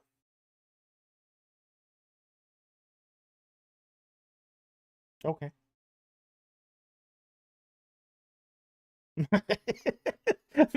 My producer here is going on a rant. She should be in the mic here. Ethics is her thing, so yes, she's very passionate about this. Okay, but I want to get through these super chats while we still have some time here. We had a very generous super chat here from Nick Felstead for $320 Australian. That's a very generous super chat. Thank you so very much. We really appreciate that support of the channel. And he said, been wanting to give my favorite Christian YouTube channels to say thanks for a great year of content. Well, thank you. He said, thank you and your wife. God bless. She says thank you too. We really appreciate the support of the channel. Thank you so very much. We really appreciate it. Okay.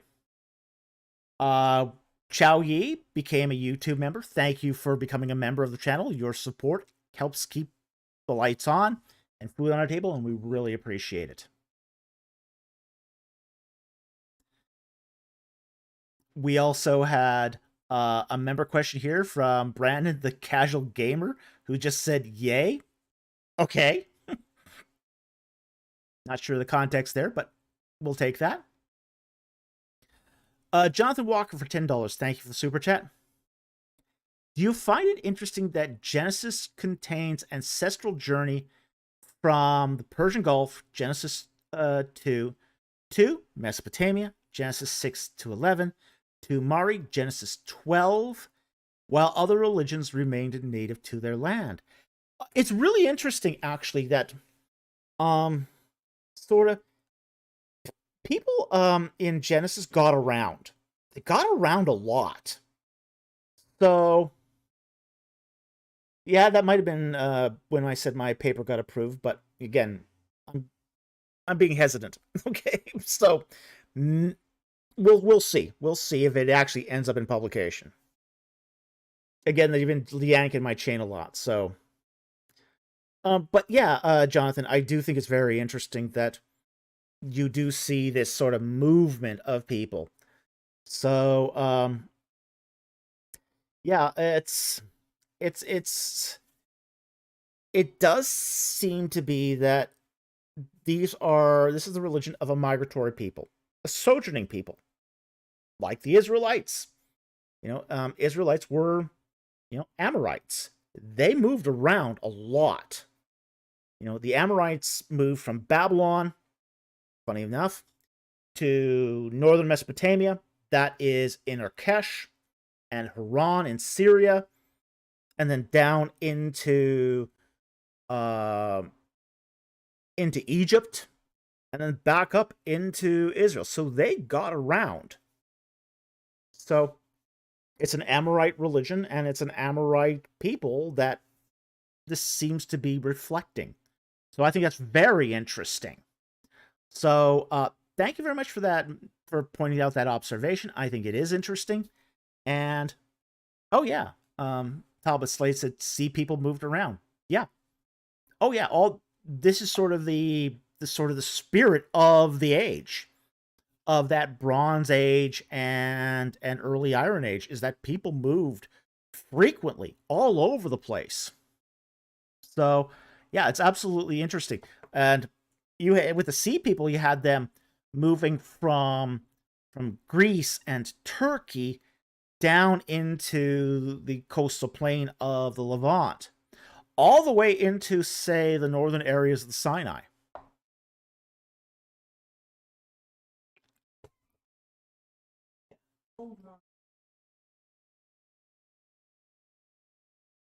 Yeah. Darkblade says, I think the old Mongols were also a migratory clan-based people. Yeah, they were.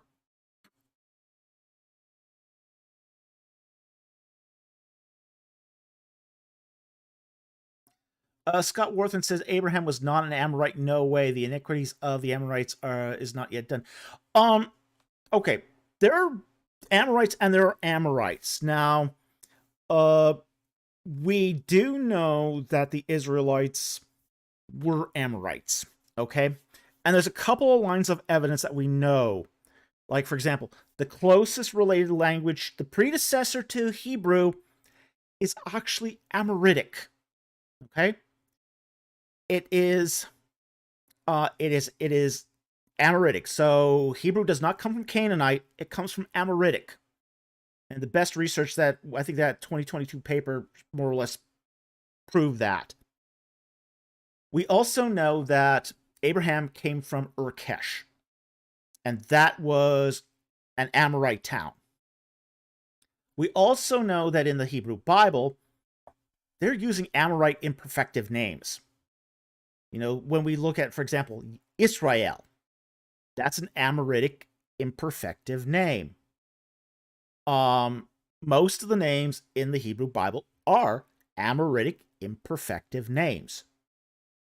So they're using Amoritic, I mean, all through, the earliest, say, recensions of the scriptures. We also see, Alexis, what paper? I'd have to look that one up. I'll look up that paper. Just give me a second here. I'll find that paper for you.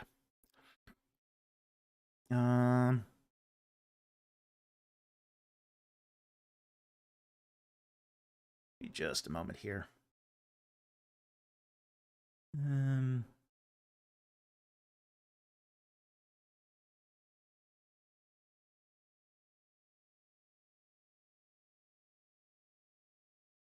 It was a recent paper on the Amoritic tablets.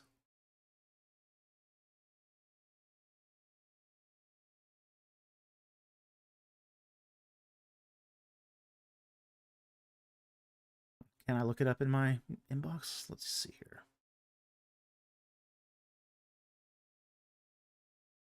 Just a moment.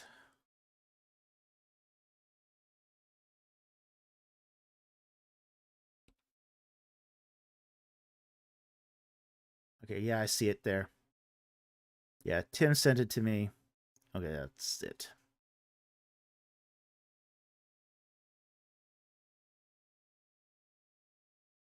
Okay. The paper is called Two Remarkable Vocabularies, Amorite Akkadian Bilinguals by Andrew George and Manfred Kerbenik. It is published in 2022. And what's it? Forget Karen Info. The Revue de Assyriologie, volume 106, pages 113 to 116. Okay? So that's the paper.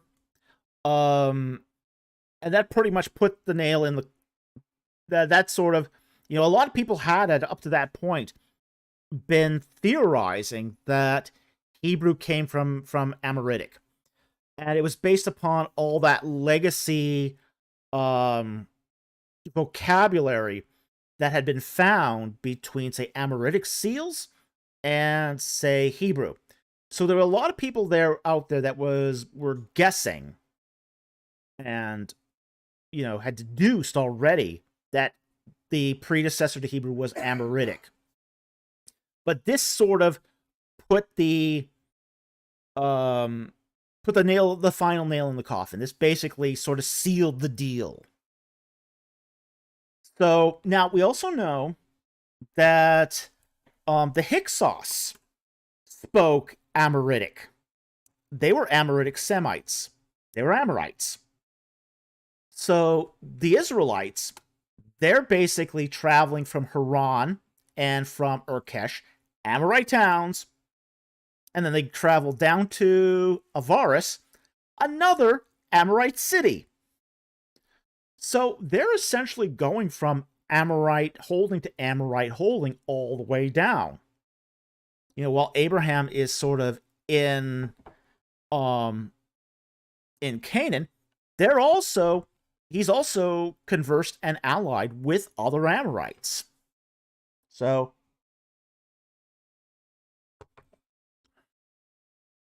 So, yeah. Now, the Amorites weren't I say they're not a monolithic culture. They're not a monolithic culture. And hundreds of years of separation between, say, the Israelites, which are an Amorite people, and the Amorite Confederacy, who are taking over the northern Levant, and even sort of down into the Judean foothills, separated the culture into something that wouldn't be recognizable as Amoritic anymore. But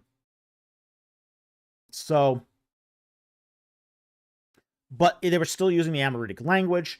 They're still have that ethnicity as the Amuru or Amorites. So, yeah, a lot of moving. Tim Yara says, Terah was from Urkesh, moved to Haran, then Abraham left, went to Canaan, then eventually to Egypt. A lot of moving around. Oh, yeah. Yeah, that's exactly how it happened. So yeah, Abraham and the Israelites, they were Amorites. Okay, so I hope that helped. Thank you for that. I think it was Jonathan Walker that did the last super chat. Okay. Jonathan Walker says, but again, they became Hapiru. Yeah, but the Hapiru is a social class. It's a social class. It's not an ethnicity. To be Amuru is an ethnicity. To be Hapiru is a social class. Hapiru, again, means outsider, outcast, sojourner, mercenary, bum. It's a low social class.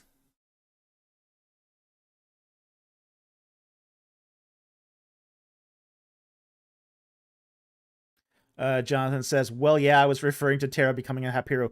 Yeah, he calls himself a Hapiru. That was really what was remarkable. He calls himself a Hapiru. So,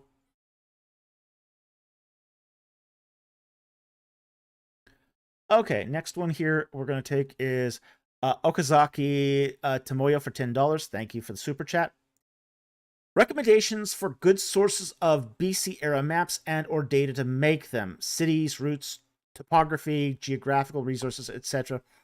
I would recommend Barry Beitzel's Moody Bible Atlas. Okay. That's what I would recommend. So that's what I would basically refer you to here. I think that's probably one of the better Bible atlases out there. I know there's some others as well. Alan Millard and Paul Lawrence did a Bible atlas. But I think that Beitzel's is just a little better. So I hope that helps. Thank you for the super chat. Very much appreciated.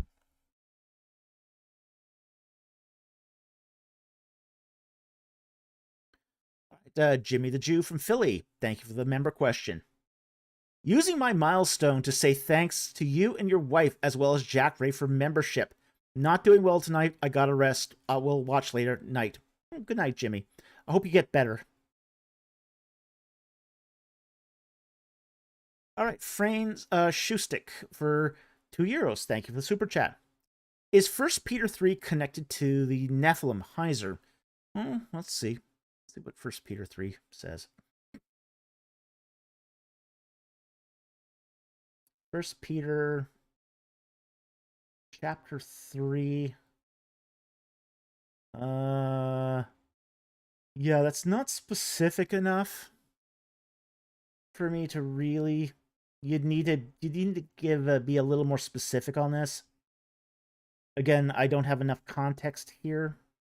Oh, I see where probably is talking about. Okay. At least I think. Maybe he's again, guys, gotta give me a proper Bible verse, okay? It's really hard to to figure out what you're talking about if you don't give me exact references. Okay? So we need that. That's important.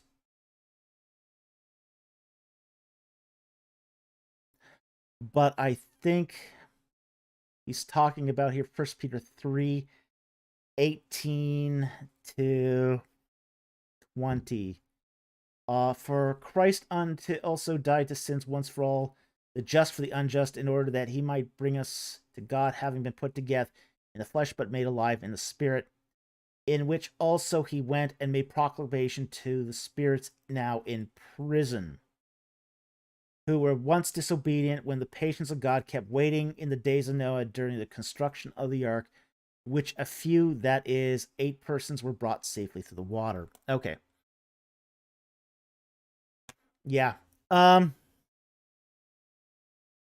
I think some of the Nephilim would have been that, but I also don't take Kaiser's view completely on the Nephilim either. Okay, so I do think the Nephilim are, say, the fallen offspring of priestly castes that broke their vows. So I don't think they're supernatural beings. I don't think they're demons. And that's sort of the view that Heiser had, was this was the origin of the demons, was the Nephilim. And yeah, I don't buy that. I don't think that that's the case. Okay? So I think this here is basically, I mean, basically the disobedient people of the old world. Okay? So I don't necessarily buy the connection with the Nephilim per se, at least not in the way that Heiser understood it. But Nephilim would have been part of this, without doubt, because they were all destroyed in the flood. At least the vast majority of them. Okay, so I hope that helps. Thank you for the super chat, very much appreciate it. So essentially, I'm gonna make this sort of connection to priestly castes here as, say, because that whole pericope, that whole sort of chunk of Genesis from 1 to 11 is talking about temple ritual, priestly castes, sacred space. All of these things here are what is being poured into Genesis 1 to 11. I don't think these are spirit critters as such.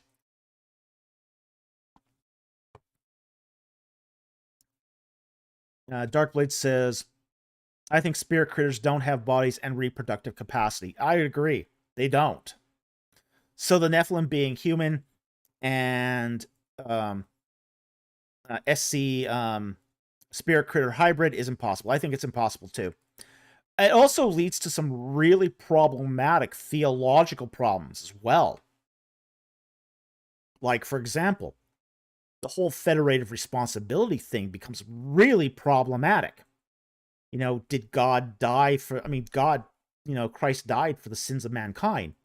But did he die for the sins of men who are basically hybrids of Nephilim, of angels? I mean, it just starts getting into weird angel DNA stuff, and it's just, no, I'm not buying it for a moment. So, yeah, it's and a lot of people pointed these problems out. These are not new. If you read the literature on Genesis 6, and there's a lot of papers out on Genesis 6 verses 1 to 4. Like over 100 papers have been written on this. Okay, there's been a very active debate on this. Almost everyone at this point has rejected the whole angel DNA stuff, just because it has such weird theological implications. So there's very few people who still buy it. I know Heiser was one of those people who sort of bought it. He didn't necessarily buy the whole angel DNA thing, but he sort of had the idea that angels could create human DNA that could be used. And I just don't see that. I just don't see that as being a viable outcome. Okay.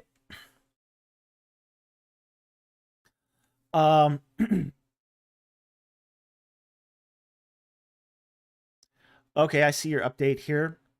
Okay, the spirit's now in prison. Yeah, that could be anybody of the old world. So, but thank you for that updated super chat. I really appreciate you making it more specific because it wasn't clear here. But that now spirits in prison. Spirits under guard, essentially. So, these are the disobedient people of the old world waiting judgment. So, I don't think there's really an Enoch connection to this. I think Peter does. I think it's in 2 Peter he does have a reference that's closer to what we'd find in Enoch. We know Jude does. Jude references Enoch, but I don't think we find that in 1 Peter. Just there's nothing here that would leap out to me as being exactly from Enoch. But you never know, because these people did read widely. So it's possible that he might have, but I don't see it here. Okay, so I hope that helps. Thank you very much for both super chats. Really appreciate it. And again, it's just, it creates too many problems. Okay?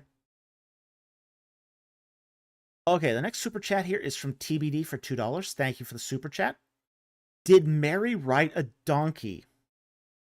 I am not sure. I am not sure at all. I've never thought about it.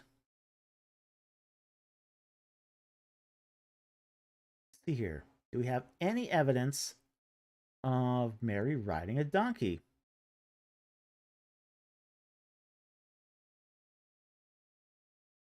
There is nothing in the Gospels that point to this. Interesting question. But no, I don't.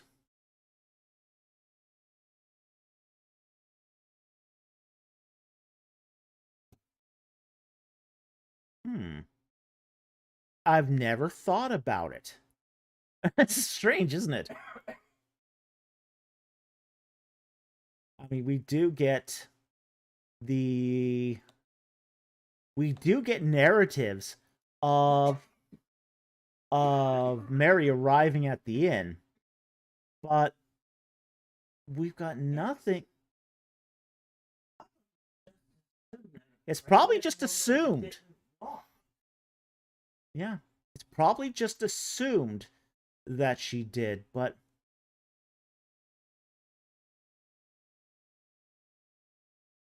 I don't know of any verse that basically says she rode on a donkey.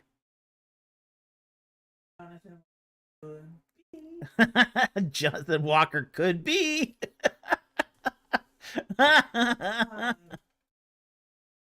Would a donkey that's another question, is TBD, would a donkey have been affordable to them? Maybe. He was a carpenter. Okay. He would have had to carry materials. So Joseph probably owned a donkey. He would have had to move materials around. My artist said she's pregnant with a donkey. Well, it wouldn't have been comfortable, but it would have better than. Yeah. Timiara says, did pregnant women ride donkeys? I don't know. I honestly can't answer that question. I don't know. But Joseph probably would have had a donkey. Okay. He would have had a donkey because he would have needed it for his work. He would have also been wood. Yeah. Yeah. He would have needed a donkey for a cart. He would have had a cart. I wonder if she rode in a donkey. She could have rode in a donkey cart. That's possible. Because he would have had to have a donkey cart. Yeah, and that's less dramatic. Yeah, it's less dramatic than the whole scene, but Pregnant woman on a donkey. yeah, because he would have had to have a cart to move basically wooden supplies. Jack Ray says the donkey, fan of the Yeah, exactly. Jack Ray says the donkey, work fan of the time. Business expense. Yep. Okay, so the Bible doesn't explicitly say she rode a donkey, but as a carpenter, he would have invariably had a donkey Somebody saw and a cart. where Mary was riding a camel. Mr. Warlight says, I saw a Jesus cartoon, Mary on a camel while Joseph was pulling the rope. Now, he probably wouldn't have had a camel. Okay? Camels are not that practical for, say, carpentry. Okay? Yeah, camels are great if you're crossing deserts and moving a lot of cargo across a desert. Okay, that's feasible. But for, say, inner city travel, like a carpenter would be doing, donkeys would be a much better solution to the sort of problems, say, Joseph would face as a carpenter. Because he would have to move materials to and from his workshop. So,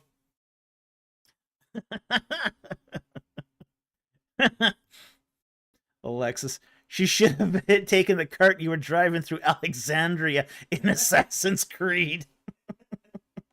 Yeah, but then she would have had Jesus like within the first 10 seconds. What first turn you made, the kid would have TVD. So did the Magi likely ride camels? Hard to say. We don't know. They would have rode something in all likelihood. But whether that was a camel, whether that was a horse, whether that was a donkey, it's hard to say. Or a mixed group. It could have even been a mixed group. like for their and you see that in movies. Mm-hmm. Traders had donkey. They would move it. Wouldn't you then be limited to the lowest? Yeah, you would have been limited to the slowest animal if you had a mixed group of animals. But that would have been the donkey. Very likely. The fastest animal there would have been if you had like a donkey, a horse, and a... The camel's the fastest, yeah. Yeah. So it's likely that the Magi rode camel. Oh, yeah. But it's most likely donkey. Yeah, for Joseph as a carpenter, it's most likely a donkey cart. Just because of the kind of work he's doing. You know? Like for example, I mean, a carpenter today, you know, he will have a panel van, most likely. Because that is more congruent to the kind of work they're doing.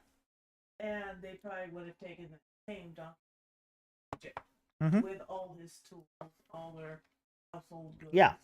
Yeah, exactly. They would have loaded up the donkey cart when they moved to Egypt, too. Yeah. So, you know, in the case of, say, you know, Mary, yeah, she's probably driving in the cart. Because that would have been, I mean, look, he's a carpenter. He could build a cart for himself.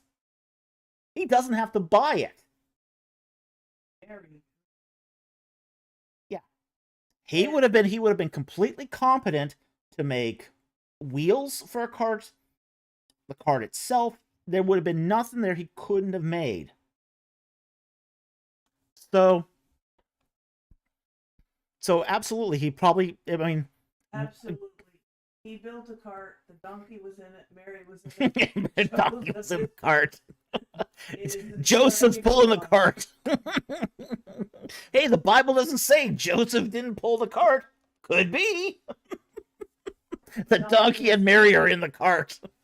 They're riding it side by side in the cart. It's okay. Breathe deeply. Breathe. You know, you already know of what donkey. Alexis said, LMAO. Everyone forgetting he's a carpenter. I can't believe I never connected that.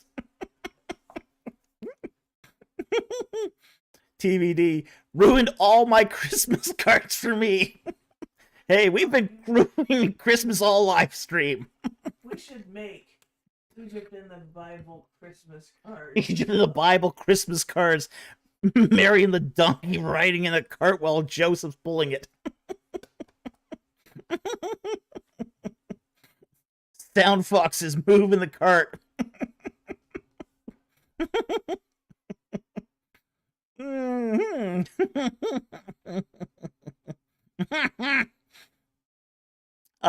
Good times. Okay. Yeah, so it's 4 minutes to midnight, so we got a couple more super chats here, and we're be ruining Christmas one live stream at a time. Hey, do what you're best at. That's what we always say. All right, next one here. We got a one member question here from BC. He says, my 2024 YouTube review says my #1 gaming stream this year was Assassin's Creed Origin. How did that happen? I blame you and AT Ministries. Could be.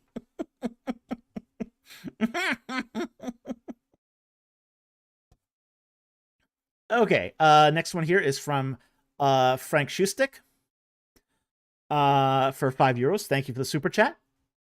So David versus Goliath wouldn't be Sunday school little guy David, but a shepherd tough guy David. Yeah, kind of. More Michelangelo's David, less Donatello's David, right? Yeah, right.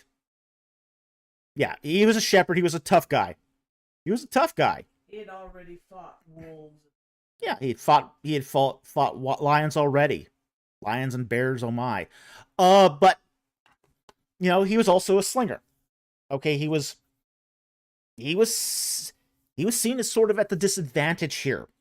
Okay, now we cover slingshot the slings in a previous Monday video, but the contest here between David and Goliath is going to be, can Goliath cover the ground fast enough to get to David before David kills him with a sling stone?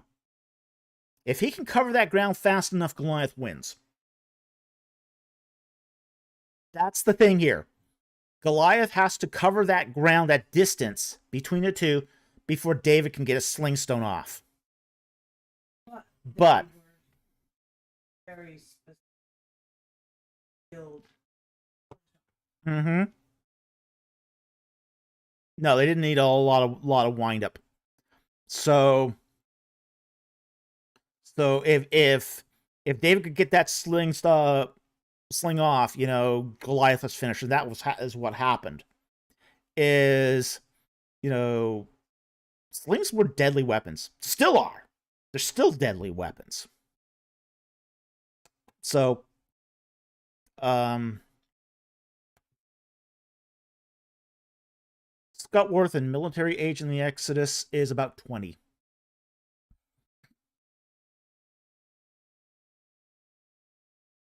Darkblade asks, was Goliath, am I a dog that you come to me with sticks? 1743. Merely making fun of David, or was Goliath seriously offended by this approach? It was a taunt. That was a taunt. Okay? Now, remember that the whole purpose of these meetings is to give your soldiers the bravery to come and fight, to break the lines. Israel on one half, Philistines on the others. 2 representatives to fight it out pre-fight, pre-war, so that each side has the courage to break, to go attack the enemy. Had the opposite effect here for the Philistines. So what, in some ways, Goliath's taunt here is to give his own guys sort of the courage to charge forward, because no one wants to die. The Philistines don't want to die. The Israelites don't want to die. Nobody is moving from the lines. And this is sort of the position that they're at when the Israelites meet the Philistines. Both of those battle lines haven't moved. You know, David is sent to the camp of Saul to deliver food for his brothers, and the lines haven't moved. They're both scared. The Israelites are scared of the Philistines, and the Philistines are scared of the Israelites. They're both scared. Nobody wants to fight this fight. So these two armies are sending out the one guy to give the rest of them the courage to surge forward and get the fight on. So, you know, the Philistines are already terrified. They don't want to fight this thing. As soon as David drops Goliath, they're gone like a shot. Because they're scared.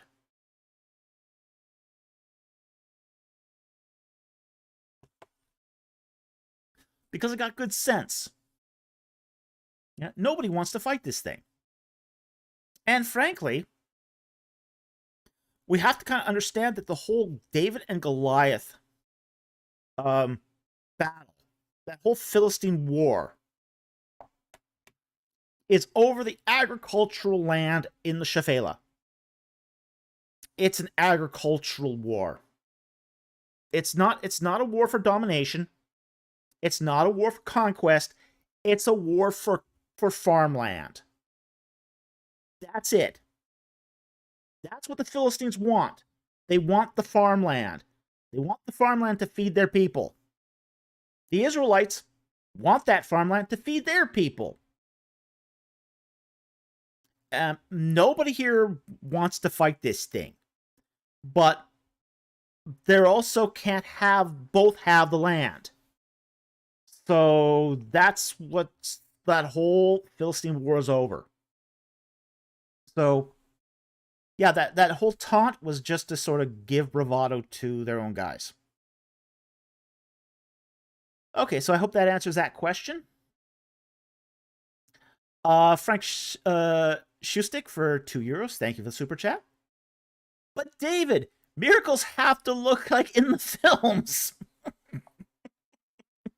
More miracle, bigger waves, deeper oceans.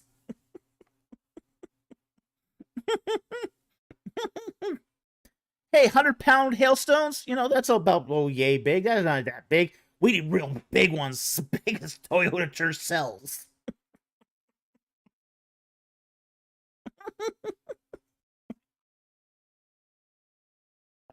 Okay, so yeah, but that's really how people think. They really do think this way.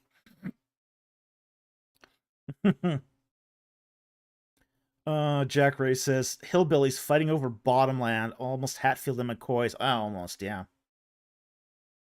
Okay, so yeah, people want their miracles to look like the movies, you know, and unfortunately, that just leads to bad biblical thinking. So, you know. All right, that's the last of the super chats.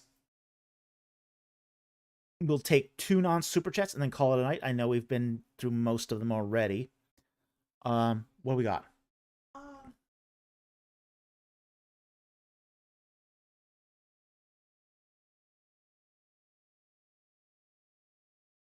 Yeah. 8:30.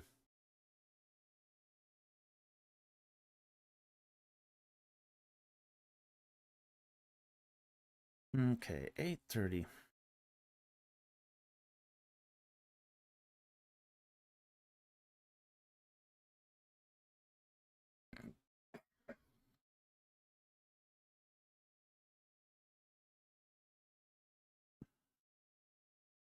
way up. The way up. All right, 852.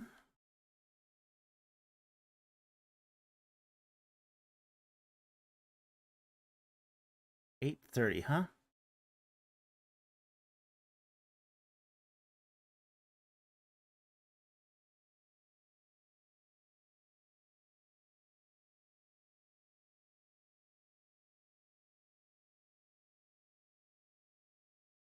Okay, take this one from Harry Stark.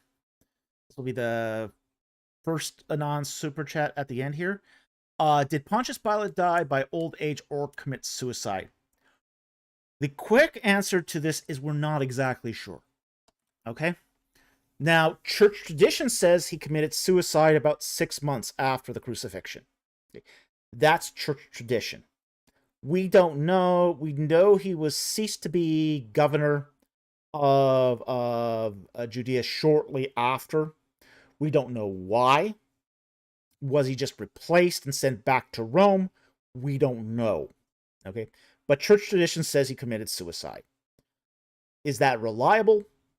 Hard to say. We're just not sure. We don't have the records for Pontius Pilate. Unfortunately, we don't have the records of all these little legates that were running around the Roman Empire at the time. So we just don't know for sure. Okay, and I just saw another super chat come in from Frank Schustic for €2. Thank you for the super chat. Was it fair for David to use a ranged weapon? Well, this is one-to-one combat. They can use whatever they want. Now, again, if he missed, he's done. Okay? So, you have to understand that when David used the ranged weapon, he's using lighter armor, if any armor at all. So, David's also taking a risk here by using a sling. He's not wearing armor. So, if he misses, he's done. It would take absolutely no effort at all for Goliath to kill David if he managed to meet the distance. Okay? There have been instances where, say, infantry reached a slinger or an archer and basically they're done. So you know, it was also a risky proposition for David to do this choice. He's got nothing to protect him. He's got no sidearms. He's basically on his own if things go bad. So, yeah, it was fair, but it was also a risk. So, because the accuracy isn't always, I mean, all it would take would be Goliath sidestepping it. And that would be the end of it. So, but a lot of this is just going to depend upon the skill of the slinger. And that's what David here is leveraging. He's leveraging his skill as a slinger against Goliath, who's basically, his skill is infantry. So you got on the battlefield here two people who are skilled at the particular weapons of choice. David had his skills, Goliath has his skills.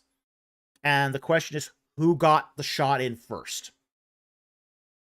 So, was it fair? Yeah, sure. According to the rules of combat at the time, it was totally fair. Okay. So I hope that helped. Thank you for the super chat. Very much appreciated. All right, we'll take one more non-super chat and call it a night. What we got?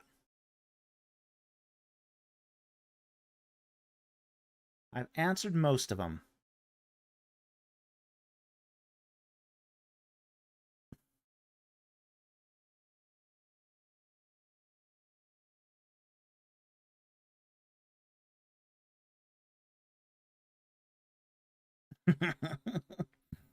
Retrojecting Ecclesiastes as father of existentialism? Yeah.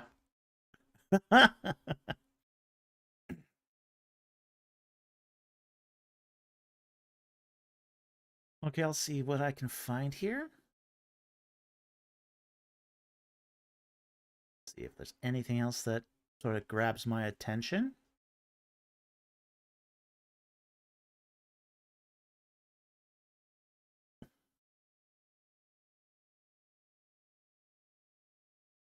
I'll take this one from Mike JSB.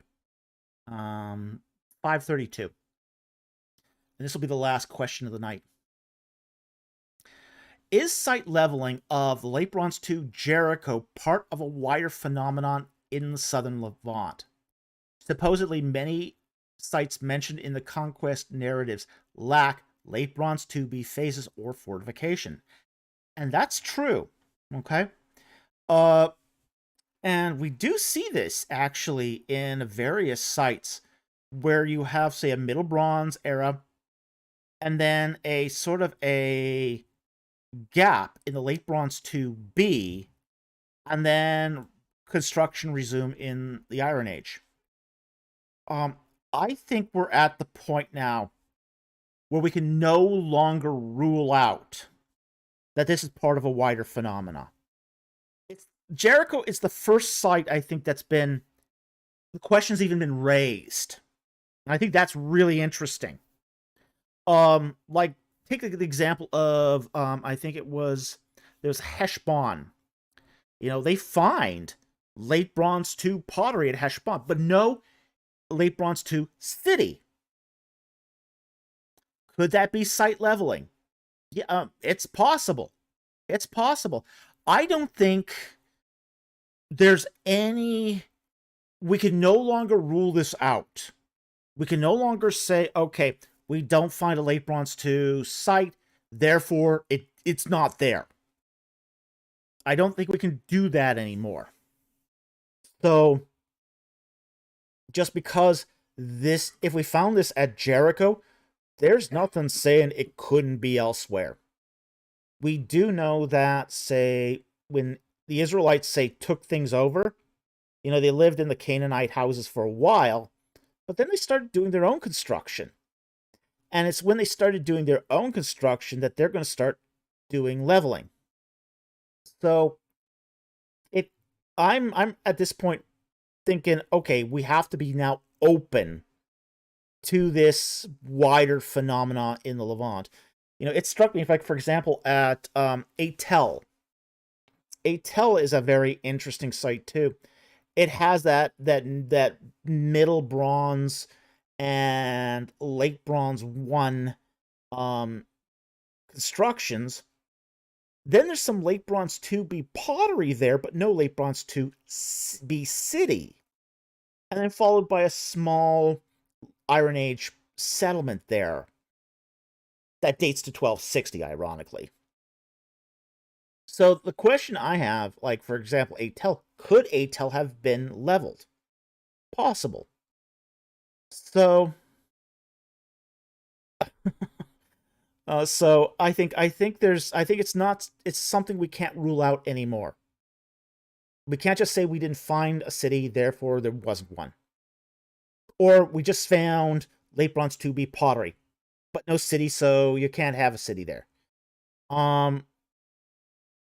Yeah, so I don't, I think this has been a real game changer. It's opened new lines of inquiry where I think we have to be much more careful now about what conclusions we draw from an archaeological site now, because people did tamper with the site. Now, they weren't tampering it for the sake of tampering, but they were tampering with it to level it, to make it appropriate for new construction. You know, ancient people weren't thinking about the convenience of our archaeology. Okay? Funny that. They just wanted to live there. So, anyway, thank you very much for that question, and that's going to be our final question of the night. I want to thank everyone who joined us tonight. We hope you enjoyed our live stream. Thank you to all the super chatters who donated. We also want to thank the people who donated through Patreon and through PayPal. Thank you so very much. We really appreciate it. We also want to thank our regular subscribers who subscribe, watch our videos, and share our URLs with other social media outlets. You get the message out. So with that said, you guys have a great night, and we'll see you next time on Ancient Egypt and the Bible. Good night, everyone.